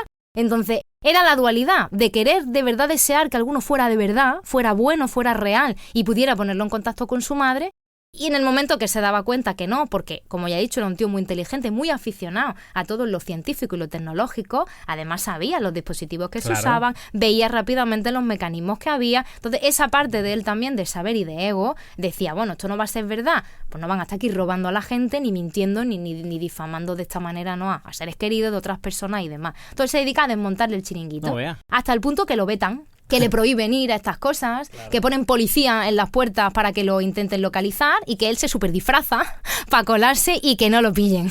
Era maestro del escapismo y también del intrusismo, ¿no? Y del disfraz, Claro. y de, bueno, es que era maestro de mogollón de cosas a nivel de habilidad. Entonces, bueno, se dedica a esto, se disfraza, tal, lo pillan y ahí también, pues como que, bueno, el duelo lo vamos llevando. Como buenamente puede. Exactamente, desenmascarando a otras personas. Y en este punto de gusto por los espiritistas, por lo menos por este tema, se hace muy amigo de nuestro maravilloso Arthur Conan Doyle. Anda. Son súper amiguis. Ese Anda. tema es el que los une y entonces empiezan a compartir muchas veladas juntos. También porque se movían en el ambiente aristocrático de la época. Bonita amistad que, contaminada por la muerte de la madre, pues termina también muy dramáticamente, porque muy contrario también a lo que la gente piensa, Arthur Conan Doyle era un gran creyente en todas estas cosas de los fantasmas. O sea, el escritor del personaje más racional de la historia y era un believer, como no lo sabía, hasta el punto que su mujer era medium y él creía que su mujer era medium. Y desenmascara a la mujer de Conan Doyle. No solo pasa eso, sino que en el intermedio, en un momento dado, Arthur Conan Doyle lo llama y le dice que tengan una reunión porque su mujer siente que se puede poner en contacto con su madre. Y entonces Houdini no quiere ni siquiera acceder a esta quedada porque va a poner en peligro su amistad, porque sabe que probablemente eso no va a pasar y no quiere tener que llevarse más con Arthur, pues se ve que le cae bien. Claro. Pero él finalmente, pues por hacerle un favor también a su amigo, por ese bien queda de toda la vida, hasta Houdini, ¿no? Ha sido presa de esos bien queda, pues quedan y tienen esta sesión y la mujer de Arthur Conan Doyle escribe, el resultado es una carta de su madre. Y la carta tiene mogollón de fallos. Houdini nada más que leerla entiende que su madre evidentemente no ha trasladado eso. Todo estaba en inglés, esa mujer ni siquiera hablaba inglés. Ya. Y había una cruz cristiana al principio y ellos eran judíos. Ya. Es un tío ya que iba sobrado Uy, también. uy, pero eso está muy mal llevado, ¿no? Sí, Es ¿verdad? decir, ¿Verdad que sí? Pues en fin, entonces como que él tiene muy claro por muchos datos que es mentira, pero no le dice nada a Arthur para tengamos el fin de en paz. Ya. ¿No? Como cuando vamos a las comidas familiares, como bueno, vamos a tener la barbacoa en paz. Pues lo mismo. Pero, porque eran unos ególatras los dos, cuando ya cada uno llega a su casita, empiezan a pelearse mediante notas de prensa. Y entonces le dan un espectaculazo a los periodistas que no te pueden imaginar. Estaban encantados porque eran dos hombres del momento peleándose abiertamente, ¿no? Con tu mujer era una mentirosa y el tal, y cómo dices eso y no sé cuánto. Y además se conocían muy bien y ya. Era como un Efectivamente. Quevedo, ¿no? Estaban Entonces, haciendo sí, un... y luego ya más adelante hay un momento dado, porque la mujer de Arthur Conan Doyle tenía espectáculos, los que hacía de medium, en uno de los momentos la desenmascara. Se tuerce todo mucho y demás. Pero bueno, un breve periodo de 4 o 5 años de amistad maravillosa entre estos dos personajes estupendos. Coincide que he leído también que hay muchas fuentes que certifican que el personaje de Sherlock Holmes está mucho más basado en características Houdini. personales de Houdini que en el propio Arthur Conan Doyle, con todo lo del disfraz, el escapismo, esa racionalidad que tenía. Claro. Además era un tío como que muy pintoresco también y el rey del autobombo que es si no Sherlock Holmes. Ya ves. Y aquí ya pues nos vamos acercando al final de su vida. Recordaros el tipo de truco que hacía Houdini, que es por lo que yo he elegido este personaje para el miedo. Era escapista, o sea, sus trucos eran el bidón de leche, que era sumergirse en un bidón de leche de estos antiguos que eran con la tapita y las 2 asas y salir de ahí ileso. Este que se llama la cámara de tortura china, que era meterse en un cuadrado de agua hasta arriba, boca abajo, con los tobillos atados fuera de la caja, totalmente encadenado, directamente encadenarse en camisas de fuerza, que a ese él lo llamó loco de atar. En una grúa en plena calle, todos estos escapismos que hacía de aguas heladas, de cajas que se tiraban a los lagos, es decir, todo, mucho miedo. Verte agobiado, mucho dolor, las cadenas dolerían, toda esa presión, el intentar moverte, Hombre. todo ese esfuerzo, el pensar que esto va a terminar aquí, es lo que hemos hablado. Aunque tú seas un crack, tu cerebro te está diciendo cosas. Tú estás atado, sumergido y estás respirando lo que tú eres capaz de aguantar. Si no va bien, amigo, esto no va a ir bien grandemente. ¿Cómo controlaba ese señor todo eso, no? ¿Cómo ha gestionado el dolor, la pobreza y el miedo? Es que son cosas a las que tenerle miedo muy, Sí, muy sí, serias. Sí, sí. Él no Pues tenía él amígdala. tenía una frase que decía que su mente es la que lo liberaba del miedo. Se ve que este hombre tendría un gran control en mindfulness. Y entonces sería capaz de autocalmarse y autocentrarse y todas estas herramientas magníficas que nosotros hemos comentado aquí. Entonces, de todos estos trucos, A mí me impresiona muchísimo cómo ha podido soportar ese miedo, porque Claro. su vida era miedo, Claro. totalmente. Situaciones límites, que era el peligro como forma de vida. Y además cada vez iba más y se han quedado certificados muchas patentes que él presentó de otras máquinas y composiciones, cajas dentro de cajas todas llenas de agua, incluso haberse metido en una caja y que lo hubieran congelado y que el agua se volviera un bloque de hielo, cosas que no llegó a hacer pero que eran de loco. Incluso muchas que él mismo tenía ideas pero vio que era inviable hacerlas sin morir, pero que se hubiera puesto hasta que lo hubiera Sí, sí, que si hubiera conseguido sido posible. o muerto intentándolo Claro, también, y ¿no? seguro que Entonces, había muchas que cuando empezó sonaba un disparate, pero después tuvo los medios y los recursos para poder hacerla, ¿no? un chip ahí que no estaba en ese punto, ¿no? De precaución de la vida, pero Claro. lo gestionó muy bien. Entonces, por eso me llama a mí siempre mucho la atención, porque hombre, yo ya os he adelantado que es verdad que hay mucha preparación física y luego hay una parte que todos nos podemos imaginar que esta parte un poco más de mecánica y de ingeniería.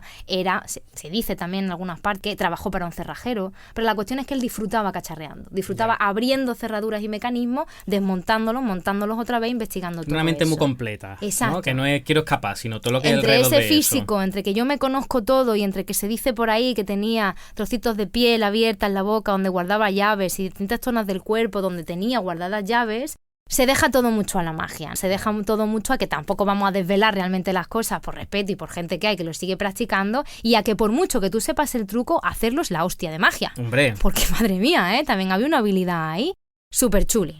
Y entonces, teniendo todo esto en cuenta, uno puede pensar en este rumor que ha habido, que es que murió no es su truco. Que yo le he preguntado a mucha gente, ¿te suena este personaje? Sí, oye, ¿a ti te suena cómo murió? Sí, hombre, pues se ahogó en una de estas cosas. no, pues eso tal. no es así. Efectivamente, eso ha sido un bulo que ha corrido, que ha seguido corriendo muchos años, pero no.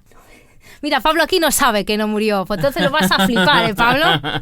En 1926 unos estudiantes lo retaron a una cosa que él ponía mucho en práctica después de su espectáculo, que era a darle puñetazos en el abdomen y que aguantara. Houdini hacía este tipo de cosas. Que es un normal. Que es un normal. ¡Esto es increíble! ¿No? Pues total, que le dieron un montón de puñetazos. Está documentado que una de esas personas que le pegó era una persona que en el futuro fue un boxeador. O sea, que fueron unos buenos puñetazos, también hay que decirlo. Lo empezó a encontrarse mal, lo ingresan en el hospital y el 31 de octubre de 1926 muere. Una fecha muy importante porque se ha seguido invocando a Houdini cada 31 de octubre durante infinidad de años. Y eso yo lo sabía antes de saber hasta quién era Houdini. Pero que era una persona que se invoca en Halloween, lo tenía yo en mi sesera, grabado. Parece ser, y dicen los estudios médicos, que tenía una apendicitis que agravó a peritonitis con todo el tema de la pelea. Y porque en este punto en el que él tenía tanto control mental, que estaba acostumbrado al dolor y al miedo, sufrió esos días dolores y tuvo fiebre, pero pensó que ¿qué era una fiebre para el gran Houdini? Claro. Nah. Y murió. Sí, soy inmortal. ¡Pam! Exactamente. Yo que escapo de tantos sitios, como unos puñetazos me van a dejar así. Esto es un poco dramatizado Sí, por mi sí, parte, sí. pero no hizo nada. Entonces ya eso, más la pelea, más todo el estrés, imagino, de su espectáculo y demás, pues cuando llegó al hospital había muy poco que hacer. Claro. Y cuentan algunas fuentes que él mismo se rindió y le dijo al hermano que no Que podía ya ya está. luchar con más cosas y que esto le iba a ganar y que tal. Pero, como última anécdota, Resucitó. no, pero murió sabiendo que mucha peña lo iba a invocar y que mucha gente iba a decir que había hablado con él. Y que, sorpresa, sorpresa, su mujer pensó que mucha gente le iba a querer estafar. Entonces, como golpe de gracia, le dejó un código secreto para que si alguna vez realmente a él lo invocaban, le dijera el código y se lo dijeran a ella y supieran que era todo verdad. Código que de cachondeo sacó juntando palabras de la carta de la mujer de Arthur Conan Doyle. Que todas eran un anagrama que al final formaba una frase, tú también la habrás visto y quizás no te acuerdas, esa en un capítulo del Ministerio del Tiempo. Rosabel Believes, ¿no? Lo que al final decía por una canción y tal, ¿no? No pasa, evidentemente, mucho fraude al respecto. Ella genera este tipo de espectáculos para invocarlo durante 10 años y 10 años después decide que 10 años han sido suficientes y que ya vamos a cerrar la historia, ¿no? Vamos a dejarte descansar en paz. Entonces, pues así termina la maravillosa vida de esta gran y divergente y maravillosa Qué guay. persona que tenía el miedo muy dominadito, Totalmente, muy controladito. totalmente. Muy guay. Está muy guay, ¿verdad? Está muy chula la vida de Houdini. Exactamente, muy buen personaje, me ha gustado un montón. Como no he mencionado mucho a Bess, a la esposa, voy a contarte una mini cosa, me parece súper cañera. No tuvieron hijos, pero una vez que él muere, ella encuentra cartas de que él ha tenido amantes. Y en algunas de esas cartas a sus amantes, él habla de un hijo imaginario.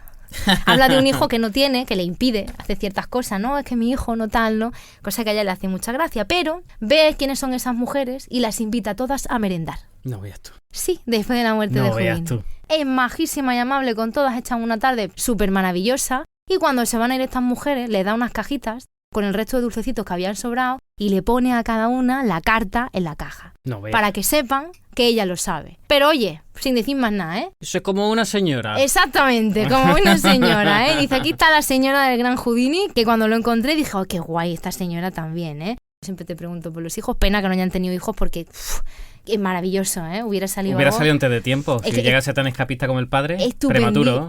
¿no? Estupendísima, Claro. me ha parecido todo en Y general para mi genial. primer truco, parto prematuro. Y como te pasa a ti muchas veces, te dejas de cosas fuera, increíble, ¿eh? Claro. Tienen unas vidas fascinantes Claro. y bueno, y súper chulísimas. Qué guay. Y todo esto ha salido de una biografía de un señor que se llama Eduardo Caamaño, que por cierto es la única biografía que hay de Houdini en español, que es por lo que este señor la escribe, porque ve que no hay nada en español y entonces empieza a recopilar y a entrevistar y demás, y es un hombre que tiene su propia vida y su propio trabajo, y esto es algo que hace como extra, ¿eh? O sea que muy guay Muy el tío, guay. porque además me ha gustado mucho. Escuché un par de entrevistas de colaboración en podcast suyas también y me ha caído además muy súper bien. Y en las redes os dejaremos un par de cosillas. Hay una peli que merece la pena y una serie que protagoniza Adrian Brody, que no está mal. Yo no he visto la serie. Yo Me tampoco. quedé ahí un poco pantalla. Me pareció interesante, pero como que se me fue. Quizá la retome por ver algunas cosillas de estas o ya por criticar y decir, no, eso no es así, los datos ¿eh? no. Que yo ya me he leído la biografía. Ujujú.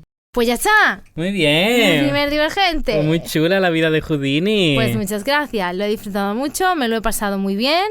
No voy a hacer otro en todo este bloque, estoy bien, puedo volver tranquilamente a mi videoclub, ha sido too much work, te admiro mucho en este punto. Pero bueno, quizás futuros bloques que hagamos de otras cositas y demás, pues a lo mejor también vuelvo a traer un divergente que me parezca así como que muy guay. Estupendo.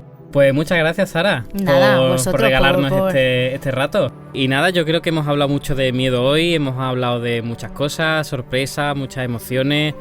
Y sobre todo, bueno, yo quiero ahora agradeceros que estéis aquí una temporada más después de nuestro parón veraniego. Muchas gracias por seguirnos, muchas gracias por apostar un año más con nosotros. Así que solo me queda deciros que hasta la próxima, Sara. Hasta la próxima, Diego. Hasta la próxima, Divergentes. Y hasta la próxima, allegados.